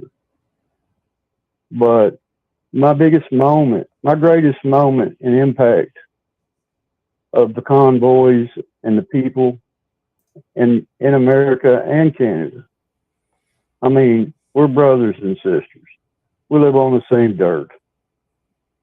But that moment when you got these veterans and they're down there and they're raking and they're shoveling and they're cleaning and they got everything just beautiful.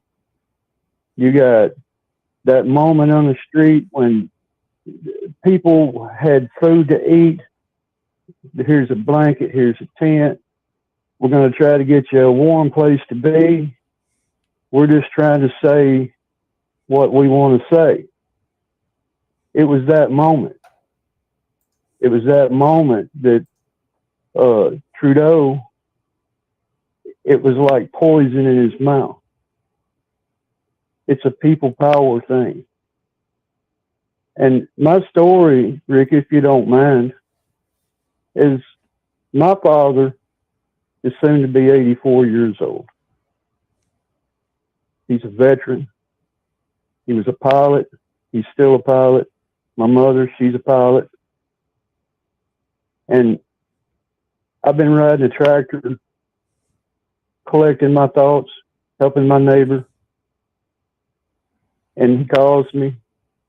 And the one thing that he wants to preserve is he wants to think that maybe there's something that he hasn't told me that he would like to tell me. He wants me to know everything. It's essential, you know.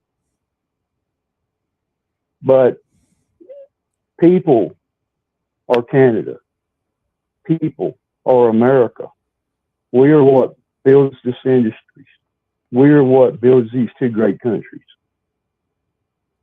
And whenever the people stand up and they start helping their neighbors, they'll forget about taxes.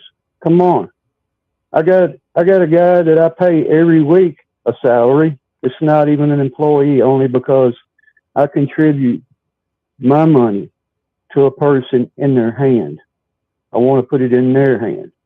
I would rather put it in positive flow, positive creation, and into the future as I had blow it up in a government institution. It's almost as like, you know, if you look at Trudeau, yeah, he's the ringleader. It's all those little weird characters that take care of the elephants and the bearded lady and all of those people that, you know, they're just doing what the boss tells them to do. But we build bridges, we build roads, we build skyscrapers, we build everything. The people. And when the people step up and prove to these bureaucrats and tyrants or whatever that people can take care of people. My grandfather died inside his own house peacefully, and he was well taken care of. I gave 3 years of my life up to tend to him. But if you ask anybody else out here in the world, they expect some organization or some institution should do something. I heard a podcast that his first name's Joe, you know, he's a well-known guy. And in that podcast, he had said, I don't have a cure. We're kind of veering off into some other area here. We need to kind of get things focused, and I got calls stacked right up. So I'm just going to have to get you to kind of wrap up with a final thought here. It's not going to end until people start standing together. They forget about all these left-right arguments and hates. You're responsible for yourself on this planet, and you should be responsible for the other people as well. Okay. Don't rely on some institution when you can rely on yourselves. All right. You know, thank you. Appreciate it very can much. be solved. Great call. And we'll all right, pick it up again. Thank you, sir. Look forward to the next one. All right. Take care. And we've got Debbie calling from Creston, BC. Here I go, Hugh. Hello. How are you tonight? Hi, Rick. How are you? I've talked to you a couple of times. Good. I missed the first part of the show because I had a fellow Ontario person come over to the house. Mm-hmm. And anyway, we were talking. He's moving back to Alberta. I just wanted to say that the reason I think Trudeau sucks, I think that if I was in the same room with him, is because of all the harm. I haven't heard a lot of your previous callers today. Yeah. But he has caused so much harm to Canadians, like my fellow Canadians. And it's painful. I get emotional. Like everything from the COVID with his divisiveness. I believe that a leader unites people, and he has done everything but. He has destroyed lives. He actually has the blood of many people who went through COVID and took their lives, drug overdoses, lost their homes, lost their jobs. I mean, you've heard all this stuff before, Rick, but to sum it up, I think the pièce de résistance for me, when he actually had the audacity to admit that he was appointing a friend to decide whether this whole communist China influence into our elections should be, made a public inquiry. I thought, okay, either he's really stupid, and I don't believe he's stupid. I think he's cunning, or he's that arrogant that he's actually admitting, once again, here's another scandal, and I'm appointing a friend. And there's nothing you can do about it because I'm not accountable. Like, I think that's when it really hit me as to how arrogant and evil this man is. And, I used to pray for him. Now I pray that God takes him out, because the damage that this person has done, and I get it, he's a puppet. There's a bigger picture here. But the damage that he has done to my country and my fellow Canadians will last for generations. And that's what's so sad. And do I think one political party is going to save us? No. I believe what a lot of your other callers, the end part that I caught, is when we stand up. We've been sleeping for too long. Canada has to wake up. And if this guy doesn't do it, nobody will. Oh, and my husband wanted to mention about the fuel costs. When these so-called fringe truckers, who bring his food to Ottawa every day, all the food that we get and all the goods all come from truckers. Well, if they can't afford to keep their goods on the road, wonder how that's going to affect them. That's exactly right. We need affordable energy to have a prosperous country. And the cost of fuel directly affects everything. When the truckers, going to cost truckers more for the fuel to bring your food to the grocery store, the food costs more. That's the way it works. Can you listen to it? Can you turn it up? You've got the control, honey. Oh. Okay, are you still there, Debbie, or are we done? Can you listen to it? Can you turn it up? You've got the control, honey. Are we still on, or? Yeah, we're going to move on. Okay. And we've got somebody calling back. Another point? Yes, you do. Yes. There's 2 points that nobody's mentioned, so I thought, hey, if somebody mentions any of it before I get to the phone, I'll hang up. But they didn't. The weaponization of the media against the people, appalling, unforgivable. The brainwashing. I'm walking in the store right now, and there's still people wearing masks. The terror that he's inflicted on people, unforgivable. The other thing is that nobody's mentioned is the digital ID. Yeah. To hold the ministers hostage, our own money, he held our own money hostage. Yeah. And said you're not going to get healthcare funding unless you give me the citizens of Canada's personal information and ID. It is not it's nobody's to to take. It's ours. We've not given any permission. I went onto the government website, by the way, to look for that form that you're supposed to be able to stop that kind of thing from happening. Guess what? They removed it. Unforgivable. And November 23rd, between Canada and Europe, guess what? If a Canadian wants to and can actually manage to afford to go on a holiday, guess what? After November 23rd, Canadians, and it's specific to Canadians, they have to sign a waiver. And that waiver is for Canadians for digital tracking. We cannot go into Europe without being digitally tracked. So that's another way for him to take control over everything that we do. Unconscionable. Yeah, well, like I say, we need it the other way around. We need to be tracking these guys and especially tracking their finances. Exactly right. Exactly right, Rick. So, I mean, nobody mentioned that. And if this video ends up somewhere and somebody that can make any influence and change, they need to hear all the points. And there are so many. I'm probably going to forget more. There was something else, and I'm not remembering it right now. Hopefully your next caller will cover it. Because, yes, the list is incredibly long. He should be very proud of himself for that. Yeah. And, by the way, 16 hours of sleep? You stole at least 8 of mine, by the way. Sorry about that. I haven't slept in days. Yeah. But, you know, it is what it is. Yeah. Anyway, I'm pacing around a store right now and trying to be very calm.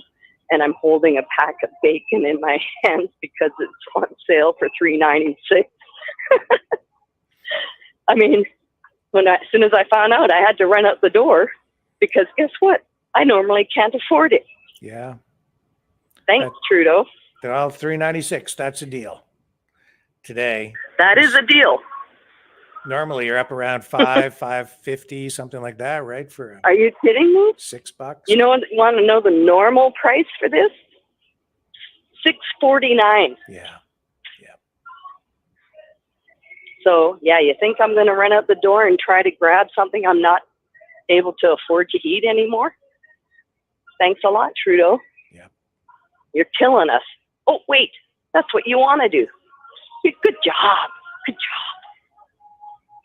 Anyway, there was another point, Rick, but I forget it. But that was just important to mention because that's just unconscionable. Our ID, our personal information isn't for sale. Yeah. We never gave permission. There used to be a permission form on the government site, which they've removed. Yep. We're talking corruption, treason at the highest level. Unbelievable. That's why I'm so angry. Okay, we're gonna move on. I appreciate the call very much again. Always a pleasure. All right, talk to you again soon. Thanks, Rick. Likewise. All right. Okay. And just here's the number again to call, folks, so you can participate in the show tonight.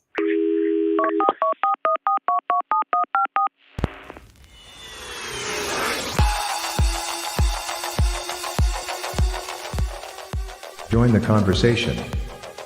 Call 1-833-975-3733. That's 1-833-975-FREE. Speak up. Speak out. Make your voice heard. Maverick News. Fighting for freedom by defending your right to free speech. Be a Maverick. Join us.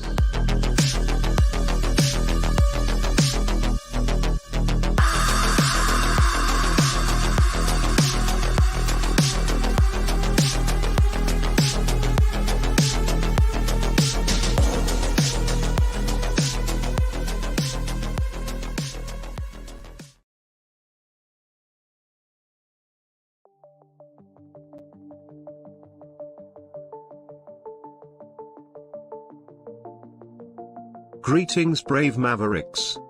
Our quest for truth continues. We go beyond fake news. Together we expose propaganda. Together we pull others out of rabbit holes. We are maverick thinkers. We are all unique individuals, defenders of individual rights and freedoms, credible, trusted, grounded in reality. Maverick News, Maverick News.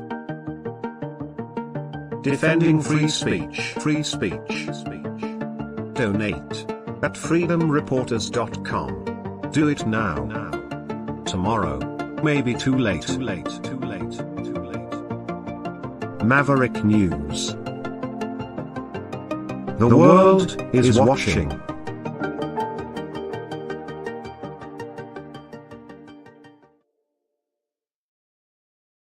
And we're back, and you can support the show by liking, sharing, and subscribing. Please, please, please consider hitting that like button. It helps push the show up in the search engines by getting around that algorithm. And if you do subscribe on YouTube, please make sure you hit the notification bell. Consider subscribing as well over on Rumble. We're growing over there a lot, which is a very, very good thing. We had 2 of our backup channels on YouTube taken down over the last couple of days. And we're on a ban. Yeah, we're on a ban. They banned those channels. The main channel still up though, and we are broadcasting live on there right now tonight, as you can see. Yeah, please consider sharing everything that you're seeing on Facebook as well. And then we got the rebroadcasts over on Clouthub, Bitchute, Gab, those locations as well. So, and we're on Twitch now as well. So thank you. You can support us by liking, sharing, and subscribing. Also, if you are inclined, you can donate to support the show to help us keep this on the air at freedomreporters.com. Freedomreporters.com takes you straight to that donation page. Alternatively, you can go to the Give, Send, Go donation page at maverickdonations.com, which takes you straight to Give, Send, Go. And thank you everyone who has donated and supported the program, the channel. We greatly appreciate everything that you guys have done to support us. That's the only place the support comes from. We have no sponsors. This is entirely supported by you. That is it. So thank you, everyone. And time to go back to the phones to give you guys a voice. You can exercise your right to free speech. And let's see who we have up next. So hello. Time to go back to the phones. Give you guys a voice. Oops, hang on. Sorry. You're back. Hey. Yeah, I just want people to relax. It's not as bad as they think. You know what? People have power. If you look around the world, okay, what are people doing? They're standing up. And it's about time you got off your computer, got off your ass, stood up and make a difference instead of just beaking your mouth off. That does nothing. Stand up, make a difference. Tell these people, I'm here. You cannot, I am not invisible. You work for me. You got to remember, they're public servants. They must do as they're fucking told. Oh, sorry, that's far. They must do as they're told by the public that voted them in. Yep. They are public servants. They have no power over us. We have power over them. You people have to remember this. This is the only way that we're going to get through this. Use your power. They are public servants. They work for us. They don't do anything that we don't want. That's when you lose your career and you lose your pension. Hence, Jimmy Dollywall, his whole riding dumped him. That's why he's hanging on to Trudeau's coat pants. My pension is almost there. My pension is almost there. His whole riding dumped him. His office is closed up. There's nobody even in there. All the people that have the turban towel thing on their head. They turned on him. He's fake. They knew he was fake. He used a name to get votes. His name is Jimmy Dollywall, but he created a new name, Jagmeet Singh, and put the turban on his head to get votes. He never used to have the turban, by the way. There's a long story about this shady little theater actor, too. See, it's all theater, people. It's all theater. When they get into government, it's all about money and power. And to oppress anybody against them, if you question them, oh, you're a racist, you're a misogynist, you're a phobe. Oh, really? So questions against what you're doing, now all of a sudden you're trying to smear me? Come on. Let's get back into reality, people, where stuff was real and we called people out on their bullshit. Don't stick for their little fucking weird games of social mental weirdness. Screw this. Stand on your haunches and go, no, I'm asking the question. Answer it. I want to answer. I don't want a whole story about something else. I want the friggin' answer of what I asked you. Boom. There we go. Let's get back to reality, folks. Thank you, Rick, for giving me my little point here on my soapbox. Thank you, sir.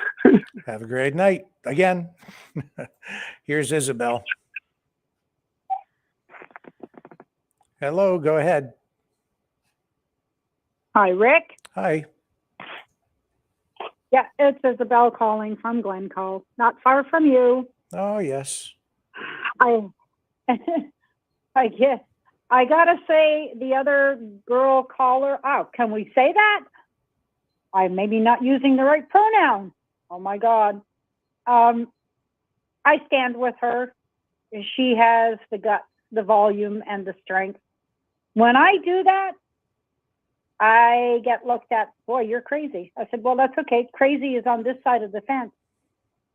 I said, but the joke is on the other side of the fence, if that's what you believe. Yeah. I mean, this is crazy. It's he walks around like king shit. And like you said, he was born into the position. He didn't acquire it. Yep. He has no experience. He needs to go back to being a drama teacher because he's a pain in the ass. Literally a pain in the ass. And when I see that smirk on the screen anywhere, it's a good thing I don't want to replace my TV.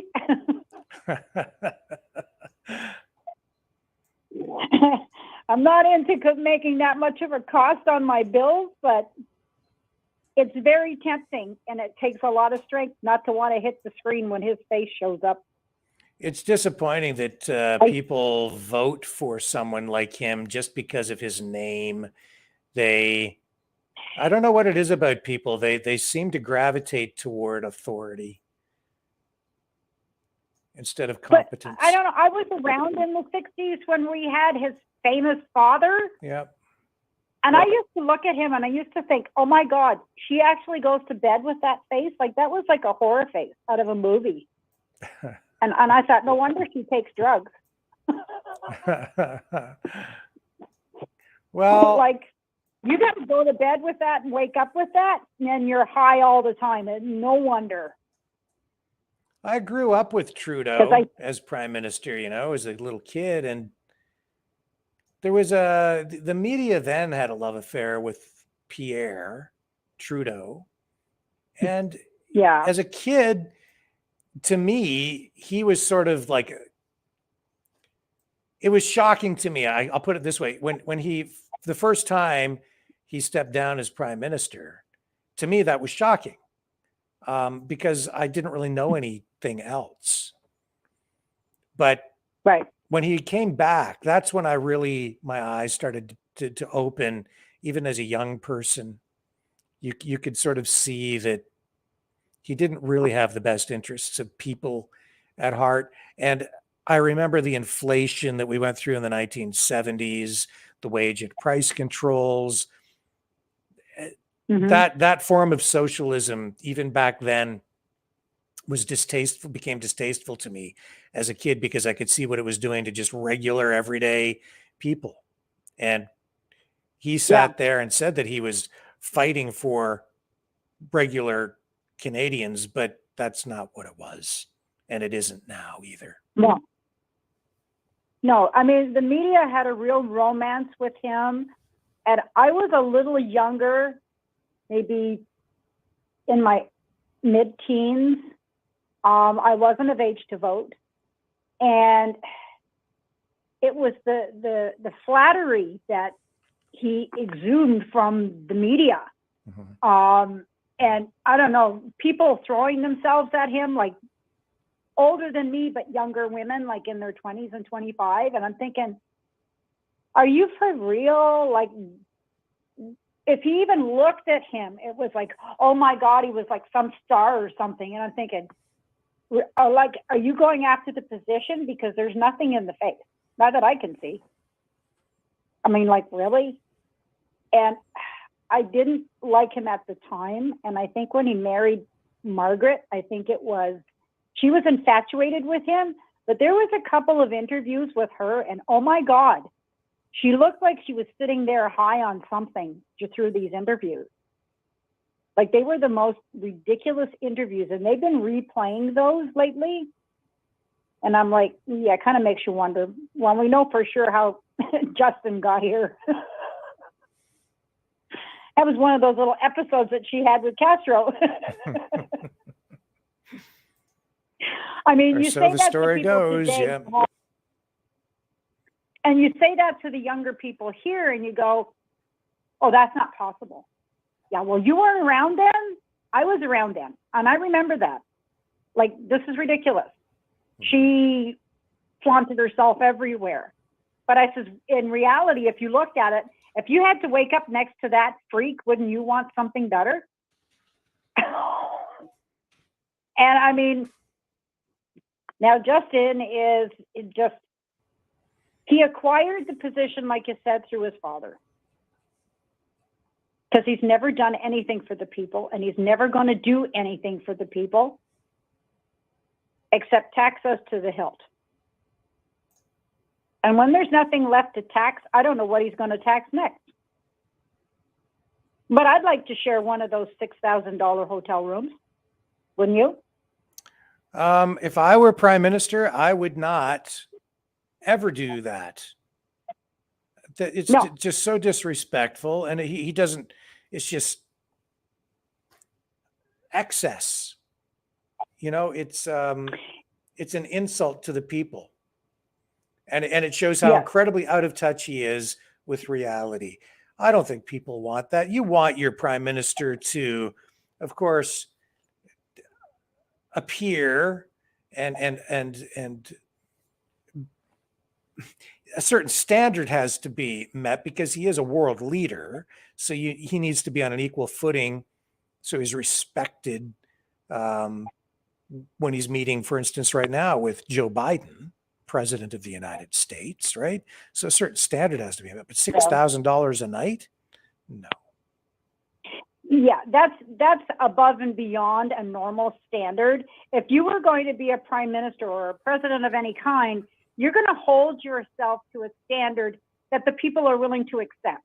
But he's gotten to this lavish, I don't give a shit, I'm going to spend your money because you know I'm doing good for you. But don't ask me where I'm getting it.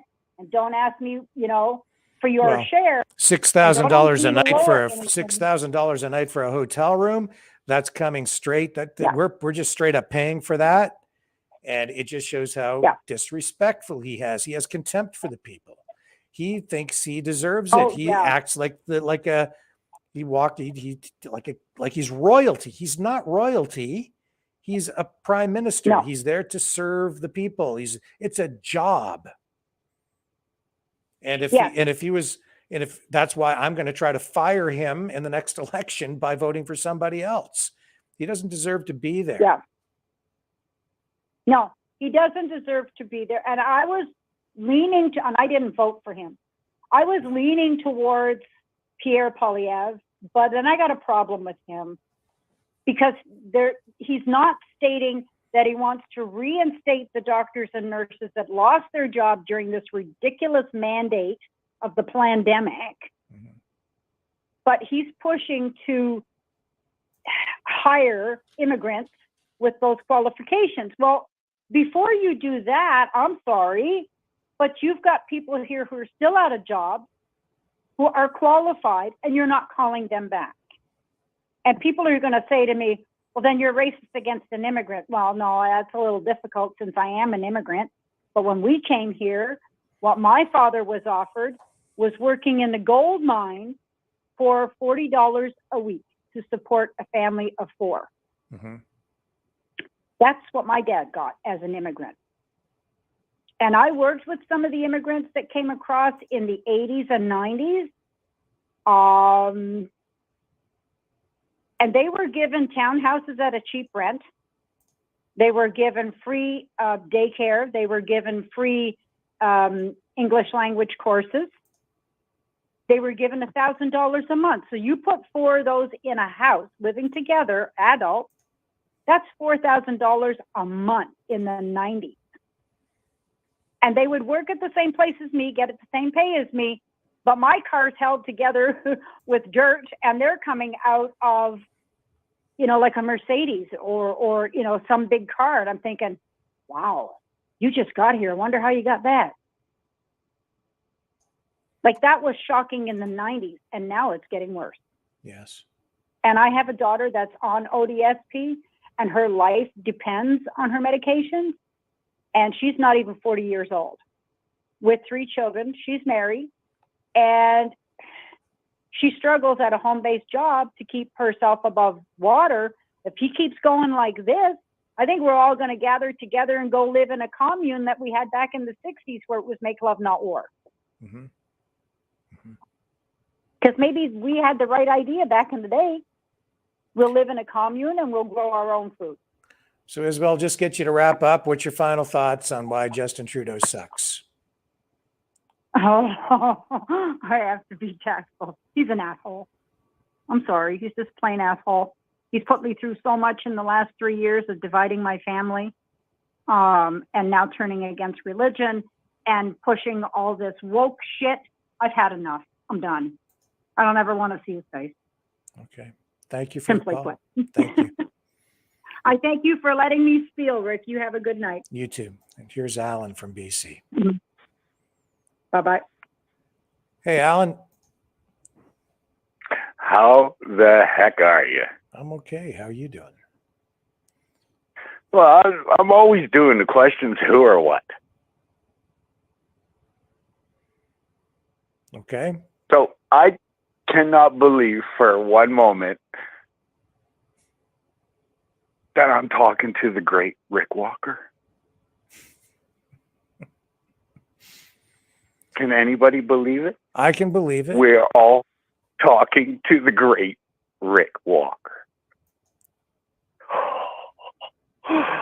And global terrorists. Domestic terrorists, our own very own homegrown domestic terrorists, inviting global terrorists. Can we veer over and focus on Justin for tonight? Why do you think he sucks? Well, I thought I was getting into some of that. Okay. They are all global fucking terrorists. Okay.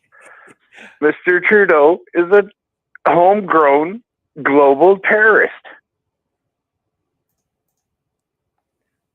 Did I gap out or something? You couldn't hear me? No, I'm listening. I just you elaborate, qualify. Oh, there's only a million and one reasons to rant my favorite bartender. Okay.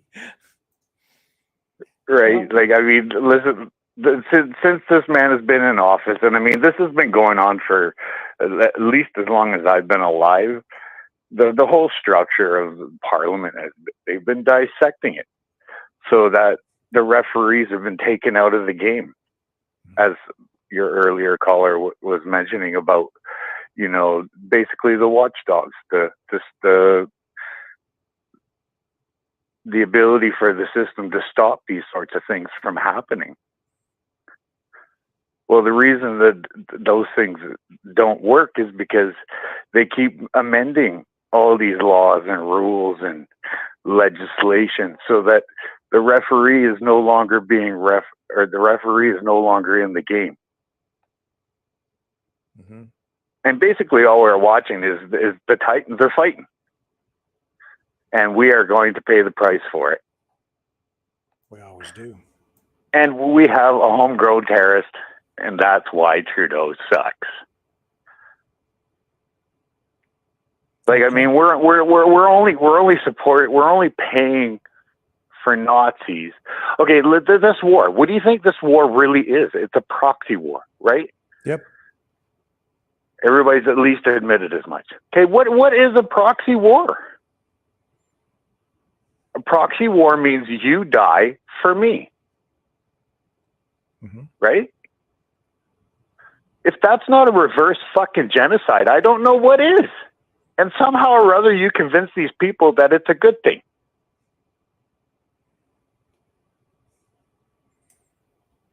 They are as bad as ISIS. They are as bad as any of these damn groups. If not worse, because they're on our soil. And the only thing that was missing when you showed that clip of well, I'm not on my thing. I can't see now if you even got it on still. With the plane and Biden and everybody coming in. Yeah. The only thing that was missing was people falling off the wings. Mm. When they left Afghanistan. Right. That's all it was missing. That would have made it make sense. Yeah. I hear you. And bringing Janet Yellen with you?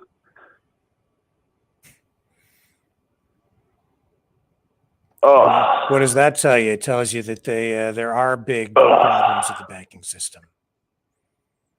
Oh, there's huge problems. Oh, we all said this. I told you, the second they signed that fucking $500 billion, everybody agreed on it, and they couldn't get anybody to put any stopgaps on it, for fraud and all these other kind of things. And I saw it was going off across the planet. Everybody's doing the same damn thing, saying the same damn stuff. It was all in unison. It was there was fucking unicorns everywhere, brother. Yeah. I've been talking to some people in the banking industry about the vulnerability of the Canadian banking system, and they're all saying, "Oh no, it's fine. It's going to be okay. We're more diversified." And I disagree. They're full of shit. I don't think so. I think we're just as vulnerable, and we haven't seen the full impact of this, not by a long shot. Oh no. Well, the bottom line, the crazy thing is like all these things, they always take 14, 16 months before you actually start to feel those impacts. Yeah. But if you think about it, we've been getting hit, every 3-6 months with a new tax of some kind for something. Yep. Right? So those aren't, we're not going to feel those impacts. Like we haven't really started to even feel all of that yet because they've been just mounting them up so quickly. Mm-hmm. Right? The carbon tax is like this is genius. This is simply genius. Why should I tax this or that if I can tax everything?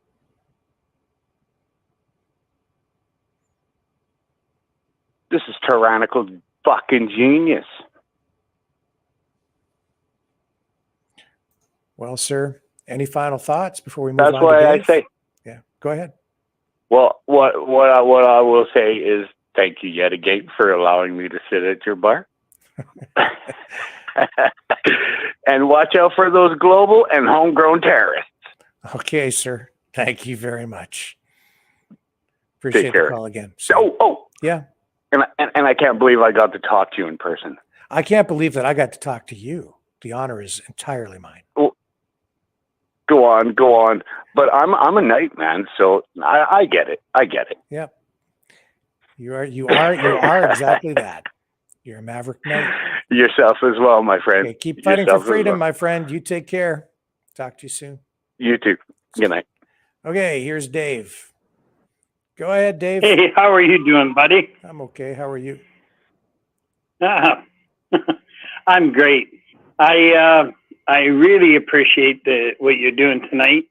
Leo nailed it right off the bat. I'm glad he was number one once again. Yeah. And he said, you open Pandora's box. Meh. Well, every caller you've had, I love it. They nail, these people they know what's going on. All your callers, 100%. I want to put out a big cheer for all your callers. Everybody that spoke, they all spoke what they felt from their hearts. I mean, your one girl wanted to pray for him at one point. Now she wants to crucify the son bitch. I mean, that's pretty bad when you're a good Christian, you're praying for somebody, but he's that bad that all of a sudden you say, fuck him. Well, I hear you. We do need to, I think, still pray for Justin. Okay, we can pray for him. Yeah. We can pray for him after he's gone, but he needs to be gone. He needs to be gone. Yes, I agree with that. I think we need a new prime minister. No doubt. But I wanted to say that, you've led the way. It's like you're holding the torch there. When you did this tonight and asked, what do you think about Justin Trudeau? Beautiful. That's what the world needs to hear. What do Canadians think of this guy? Mm-hmm. And I mean, I haven't heard one person get on your call and say, I love the son of a bitch. He's a great guy. And yet the polls show if there was an election held today, he would come back with another minority government. But who's smoking the polls? Good question. No, we know the polls are fixed. The polls are about as fixed as the elections were. Yep. Now we're going to get to the bottom of it. I honestly, this is with this guy that Han Young or Gong or Han Dong, yep. Yeah, this is only the beginning. It's all coming out, and when you corner a rat, what happens? He's going to lunge out at us really bad. But, your people that were on tonight, they were brilliant. I loved every caller. I was listening earlier. I was outside. It was still daylight. And there was one lady came on, the anonymous one. Mm-hmm. And that was a really interesting conversation, what she had to say. I loved it. The whole evening has been so entertaining. It feeds right into what we all believe and what we all think. We haven't been allowed to say this up until now, but now that the cat's out of the bag, I guess we're allowed to talk about it. I know I got you in I got you in trouble before. We were talking about the U.S. business. Yeah. And we're not allowed to talk about that. But I guess because it's out in the open right now, we're allowed to speak about it. And all your callers, I appreciated every one of them. I knew where they were coming from. It was beautiful. Mm-hmm. And you put on a good show tonight, Rick. I just wanted to say that. That's how I feel. Okay. I can't add anything about how I feel about your prime minister that your callers haven't already said. And I agree with them 100%. Like, the man is something else. How is this even happening? You had one caller, he said, wasn't there something that was installed that we could, if somebody stepped out of line, they could get disciplined or something?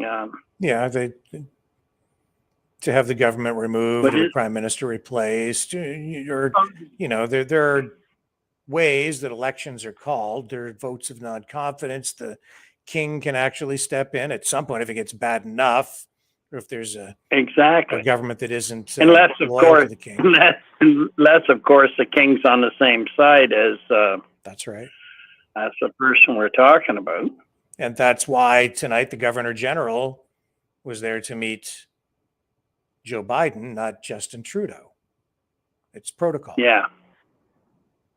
So from what I gather, is Biden here now, or he's going to? Yeah, we just ran video Okay. of the plane arriving and Biden being I greeted. saw that. Yeah. Okay, and now he wants to talk to Pierre Poilievre, apparently. Yep. Well, that will be interesting, because I don't think Pierre's going to hold back. If he speaks to him, I'd love to hear that conversation. And if Pierre doesn't step up and say what's truly going on, then I'm going to lose confidence in him. Yeah. Which I don't want to lose. We all need the great white hope. We all need somebody to step up and say enough is enough. And we've, as Canadians, have had enough. We've been the nice people, the polite people. We were recognized as one of the politest countries in the world. Everybody was so easygoing. Well, they took total advantage of that, and now it sucks. No more Mr. Nice Guy. Mm-hmm. Anyway, Rick, I'm going to let you get on to your show. I just want to say you were 100%. When you brought this subject up, you were 100%, and your callers were bang on. I appreciated every minute. Tonight was one of the most entertaining and most appreciated evenings of my life. Okay. Thank you, Dave. I appreciate it very, very Not much. a problem. Talk to you, buddy. Okay, see ya. And yes, Joe Biden will be meeting not just with Justin Trudeau, but also with Pierre Poilievre, the leader of the official opposition, Conservative Party of Canada leader. He'll be taking part in what they're referring to as a pull-aside conversation with Poilievre. It'll happen. Pull-aside? A pull-aside, yeah. It'll happen tomorrow at some point during the day. And I guess they're going to be talking about trade issues and also the Roxham Road issue and immigration. So those will be the things that apparently Biden will discuss with Poilievre tomorrow. Oh. So when it comes to immigration, I guess Joe Biden's the guy. Meanwhile, he's opened the borders down south and let all these immigrants in. I mean, there's nothing wrong with immigration. And we've got a big country here and we got room for people, but you've got to be selective. And they've let that shit go. Mm-hmm. Yeah. Like, we all know it. Your viewers know it. Your people that called in tonight. I just want to say kudos to you. 100%. I agree with you all. I couldn't name every person on the list that phoned in tonight, but there wasn't one person I disagreed with. All right. Thank you very much, Dave. We're going to move on. We got callers stacked Thank up. you, buddy. Thank you. But before we do that, we'll take a real quick break and then the calls will continue.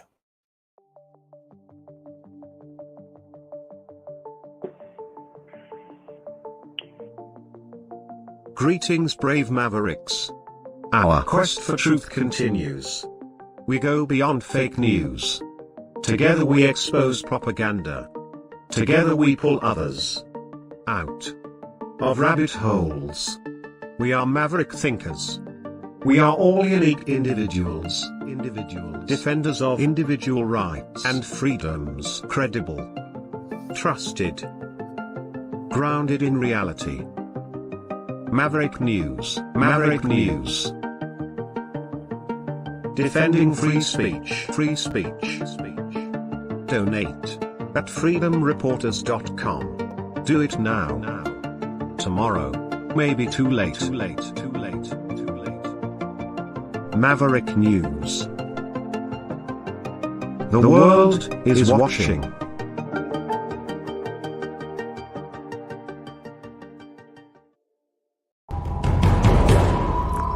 We are Mavericks. We say no to the Trudeau and Biden New World Order. And to bugs. Because bugs are creepy and gross. And people should not eat bugs. Maverick News. The world is watching. Hey, no! To bugs!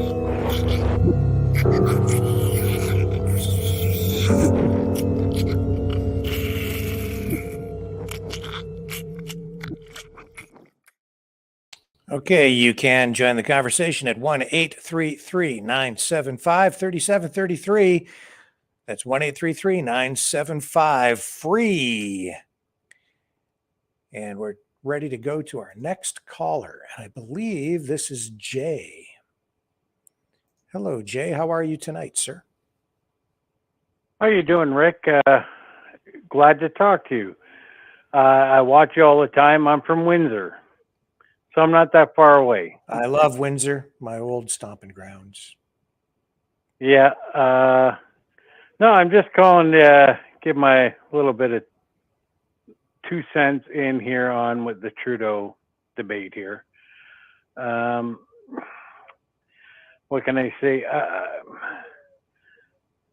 You know, he, I don't know if you believe this, but I believe this. From London down, he's pretty much forgotten about us in Canada, right? Yes. He hasn't done a whole lot down here for us. He's not even welcome down here. The last time he was down here, I've been at the rally that was there at the Chrysler Center when he was down here. Yes. I also was part of the bridge thing. I went down for the protest. You know, as soon as the police got involved, we walked away.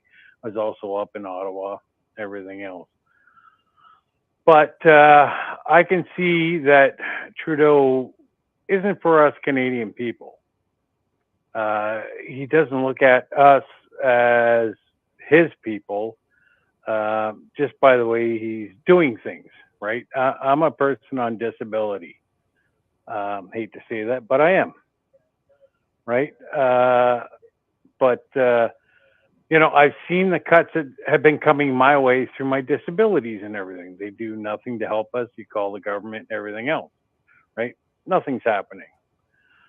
I know everyone's frustrated with him. I'm very frustrated with the way he's running the government, everything else, all the scandals, all that, put that aside. How do we vote him out? From what I've watched through the time that he's been in office, you realize from the East Coast to, say, Ottawa, Toronto region, everything else, that's where he gets his minority. I don't know how we change that. I'm just wondering what you think about that. Well, I can give you my assessment. It's not that necessarily what I want, but Poilievre is the obvious alternative, realistically, through voting. Poilievre is doing, I think, most of the right things to get there. You're seeing the impact of that tomorrow with the pull aside with Biden. Obviously, Biden sees that Poilievre is in position to potentially become the next prime minister, which is why he's getting that FaceTime. I think that I'd like to think we should be able to give him a chance. It's very difficult to know what he would actually do when he gets into office. Very hard to know. That's. I have a little concern with, like, I like when he came out of the gates, he sounded great, but he's flipped on a bunch of topics. You know, when you watch him through since he started, when he became, you know, oh my gosh, sorry, I had a brain injury, so I stutter sometimes. How do you say it? When he's PC, he's our leader for PC party, right? Yeah. But he's flip-flopped a bunch of times on certain issues that are kind of disconcerting. So like, yes, obviously we have to change out the liberals, because everyone that's in power there, we can see it's all about power, See, I and don't know if he's really they really flip-flopped. don't. Like he On a has, few things, he said one thing, then he says another. he has a balancing act to deal with that the other leaders really don't. Trudeau doesn't have to appease the conservative base. Yeah. And he can't. No, I right? His support I agree comes with from you the on that. left, and it's all left, and it's, you know, he has to appease the NDP. So he has to just shift further left, which doesn't really get his base supporters upset anyway. So he has that luxury. Right. Polyev, he has to appeal to the progressives or the liberals that have become part of the Conservative Party of Canada, which is in itself the old progressive conservatives. So you've got this whole liberal arm of the conservatives that are there. He needs to also appeal to immigrants, right? Minority groups who are afraid of the Absolutely. conservatives. He needs to convince them that he's not going to do things that will harm them. So he needs to be very careful about his language. He needs to balance the reality of living next to a superpower, the United States, and what demands they'll place on a conservative government. And if he doesn't support them, what would the ramifications be on other portfolios like trade, the auto industry, for instance? He has to think about all of these things. He has to choose his words very carefully. He cannot hold fast and take a hard line on a lot of these conservative issues publicly and win the election. So he needs to. No, That's why you're getting this, right? And his opponents, even on the conservative side, who are maybe more PPC supporters or people who just, you know, they're taking advantage of that right now. No, I agree with you and all that. I was just down here when he was in Windsor, Polyev, and it just, I'm not saying I wouldn't vote for him. I'd vote for him in a heartbeat. You know, but how can you say it? Politicians are politicians, right? But I just hope he toes the line what she's been talking about, and that would be fantastic because we need a change. We absolutely need a change. I think the best way to assess him would be, I think he's very much like Harper was. He's from the conservative side of the Conservative Party, not the progressive side. But he'll have to play, you know, just like Harper did to the progressive side to some degree. But here's the thing: if he can win, the progressives within the party will support him. But if he shows any weakness in the polls, if he can't get there, they'll turn on him in an instant. In a heartbeat. Yeah. Yes. So absolutely agree with you on that. That's the game he has to play. I just don't. No, like I'm saying, we just need a change here. You know, I'm not gonna be rude or say anything, you know, in regard to what's going on. There's enough of that going out there. I just, you know, from down here, if down in Windsor, seeing what's going on here with everyone I know in the trades and everything else, because I know, like, my family members are in trades and all that. They're not even in Windsor right now. Yeah, they have to be out of, you know, most of them are out of province. You know, because we just don't have infrastructure down here and everything. I know we're building the one plant down here for the solar, but a lot of people don't realize there are things going on with that are pushing things back and everything else.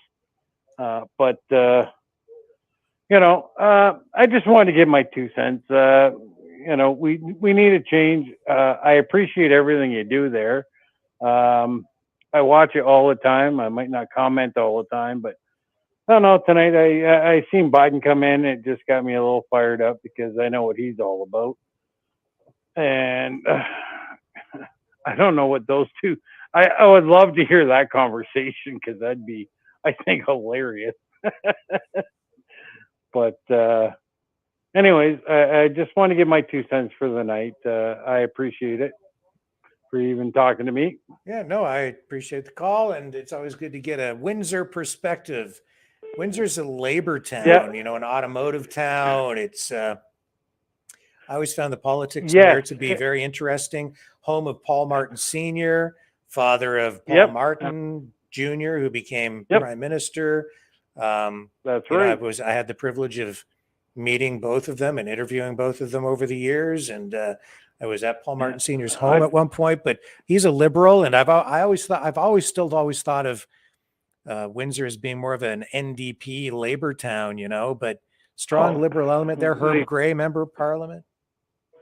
We're still heavily invested in the NDP, but people are starting to change on that. Finally starting to wake up and change. Yes. Because, you know, I hate to say it, but like the unions aren't what they were back in the 70s. No. Back in the 80s. You know what I mean? The unions aren't the same. I don't think they fight for the people the way they should. And the NDP certainly, I don't think now it's no longer the party for the working people. No, it's not like that at all. And it's very odd because the conservatives have really, in many respects, filled that void. They're the ones who talk about the working class now. The politics has changed so much in these old labels: conservative, New Democrat, even communist, conservative, capitalist. These things, they're all being blurred and turned into, I think, new things. Yeah, absolutely. Like I know even with our plant here, well, I'm still going to call it the Chrysler plant, right? If you knew how many times these guys are off for weeks at a time, it's getting like ridiculous. Like I know so many people in the auto industry, right? Yeah. They're going like, you know, thank God we still have our benefits in that, but like, you know, we'll get, you know, you'll see it in the on a post.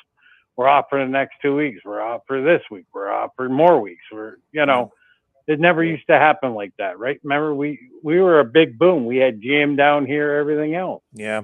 You know, we had the training plant. We had the foundry, Ford Foundry. That's no more. You know, even our engine plants, they keep, you know, cutting back on that. Because I know guys in the, you know, Ford engine plants and all that. So, yeah. I just hope we can get a change to, you know, coming from this background down here, like I'm an auto mechanic myself by trade, right? Yeah. So I know how it all works, and everyone I know we're all tied into the same, you know what I mean? If you're not a jobber for a plant, you work at the plant. Just having this conversation with you, man. I just love Windsor so much. It's just a town that is so rich in history, and the industry there, and the people are great. And I love the fact that it's right on the border. And when I lived there, I used to go over to Detroit all the time because I love that city too. I really do. I love Detroit. I just love that whole area. I love the town so much. Well, It's a sort of a small city that feels big, and it does big things. And, you know, it's just a fantastic place. And you know what we're really happy about is our riverfront. Yeah, it's beautiful.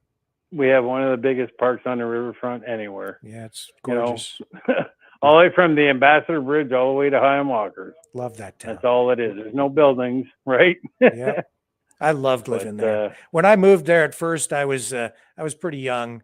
It was a little bit intimidating, and there were some great journalists that worked at the Windsor Star at the time, and some television journalists back in those days when journalism was different, and a great news town, always international stories. And I had so much opportunity to cover so many cool things that went on there. You know, all kinds of international stories because of being so close to Detroit. And what a great town, and huge political legacies there too. And wow, thanks for calling in. Absolutely. Well, I appreciate everything you do, and thanks for the thumbs up on Windsor, because a lot of people don't know about this little town down here, but you know, it's not that bad. It is a fantastic place. It is fantastic. Great town. Well, you have yourself a great night, Rick, You and too. I appreciate everything you do, man. Thank you for calling. Thank you. And here's somebody who just cannot stay away. Oh, welcome back Oh, again. go on. Go on. I have to spread the love, my friend. I have to spread the love. Just a quick ad on the whole Polyev thing, right? Yeah. If you were to fix one thing in Canada, right, to make it more democratic, Okay. wouldn't it be the voting system? Nope. No? Nope. The first, if I could only fix one thing about Canada, do you know what it would be? It would be one thing: remove Section 1 of the Charter of Rights and Freedoms. That's okay. where Now you're kicking me in the guts. That's where you're kicking me in the guts, but I agree with you. Get rid of that, and we get rid of almost all the problems we have with our rights. That's it. That's all we have to do. No, you're walking around with a sledgehammer on a nail. That one for real, and that's only because it's a spite. That's the solution. People want to throw the whole system out. They want to. I hear people talking about a new constitution and all these other things. You just remove that one section of the charter. It addresses all of that. Well, it's definitely. I would go, okay, that's number one, and I'm going to go to number two. The voting system, I say, is number two, because everybody west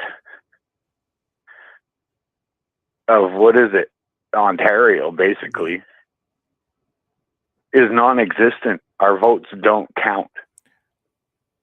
Yeah. And by the way, I'm an Oshawa boy. I'm an Oshawa boy, and we had our GMs there once upon a time. Yeah, I think that the West should have a greater voice. I agree with you. They should probably redraw the electoral districts to give them more seats. Mm-hmm. Right, and Polyev wants nothing to do with it. He wants nothing to do with it. Does that not sound peculiar to you? Well, a lot of things can be made to sound peculiar or do sound peculiar. I think that it's. But if you want a fair and democratic society, my friend, we all know that this is a problem in Canada. Like it's not even like a hidden problem. For the West, it's a problem. You know, Quebec has its exactly power, and it is an issue for the West for sure. Yeah. Right. So I mean, but it speaks to like what I said. Ever since I was about 17, this is a subtle form of communism. At least that's what it was back then. Now it's turning into outright fascism. Yeah, I would say that's true. It's definitely graduated and changed through my upbringing, let me tell you. Yes. But I mean, it's like that. There's so many other things like in society, like the veterans getting scraps to live on, the people who are on disability getting scraps to live on. They're being forced to live below poverty. If that is not a message, I don't know what is. I don't know what is. Like that. Like when I realized veterans were getting less than the poverty level, literally getting less, it slapped me in the face personally. What was the message the government was saying to me? Right? But anyway, back to the Polyev thing and the voting thing. It's the same damn thing. He doesn't want truly democratic. He doesn't want it Canada-wide. He talks about Alberta and the West like he's on board, but I don't believe that's the case. If he was on board, he would be about changing that voting system. Yeah. You notice who does want to change it? Trudeau. Trudeau's changing it to help his own ass again. Yes, right. Right? Yeah, that's right. Well, anybody calling for a change in the voting system is going to advocate for change that will benefit them or give them power. No question about it. Well, that's right. But see, But even Polyev doesn't even go there. What you're, He doesn't even go But there. what you're suggesting isn't really changing the system. It's just about giving more seats and more power to the West. And I agree with that, because I don't think they're. Well, I think. I don't think they have enough equalization. Yeah, absolutely. Well, like I believe in, one vote equals a vote. Well, that concept, I think, is a little bit dangerous, because even the U.S. system with the electoral college is a check and balance against what they call the tyranny of the masses, right, or the tyranny of the mob, and our system is set up to avoid that too. And it's this. If you really look at our system, but that's exactly it. That it is set up to avoid those things. It is set up to avoid anything that the people want, my friend. Yes, it is. When do we ever get accountability? And that was the only thing we ever want. Well, I hear what you're saying, but at the same time, we are starting to get accountability. It does come out. It just takes time. We just that's what you call this? Well, it's starting. We're seeing it with Han Dong tonight. We're seeing it with Cracks and the Liberals. He will be gone. It'll take time. He'll be gone. All we're seeing is the easy way out. Okay, you're creating problems, friction. You got to get out of here. Take your money and run. Take your money and run. No accountability, though, my friend. None. Well, we'll see. We'll see. I do understand. I don't believe it for a minute. And now that we got Biden sitting here, it's proof. We are the vassal. He's here to tell us what to flip and do, how to do it. That's very and true. When. That is true. And do you think Trudeau is going to do anything? And Polyev, he's Mr. Status Quo. This guy, he has never been anything more than the status quo. What do you suggest people vote for then?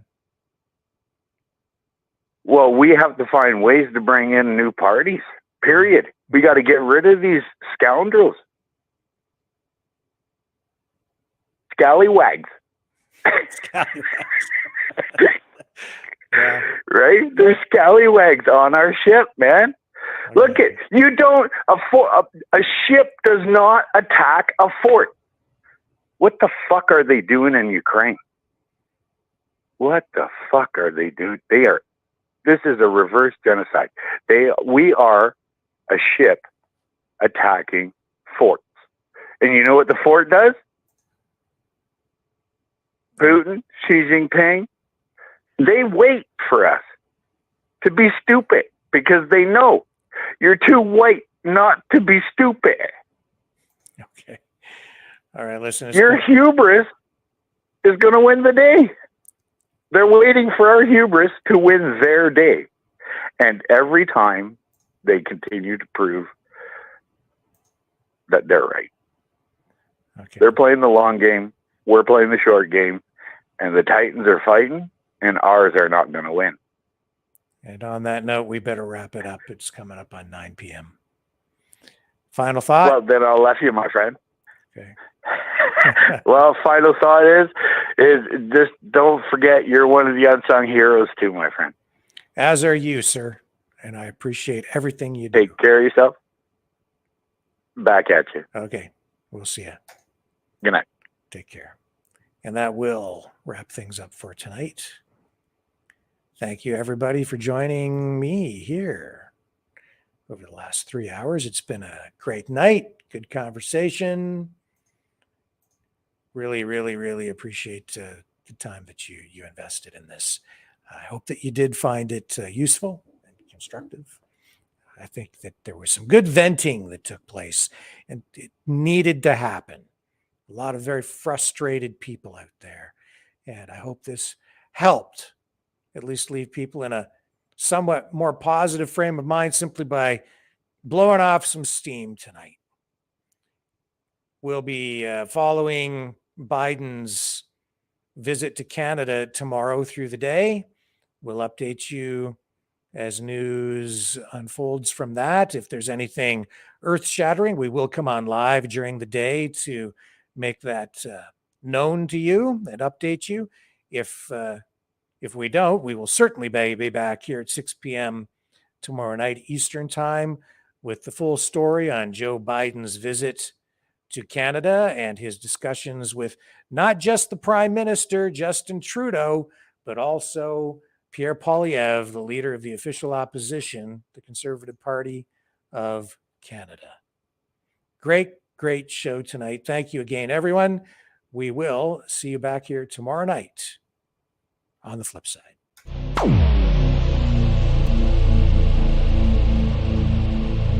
This has been a Maverick Multimedia production.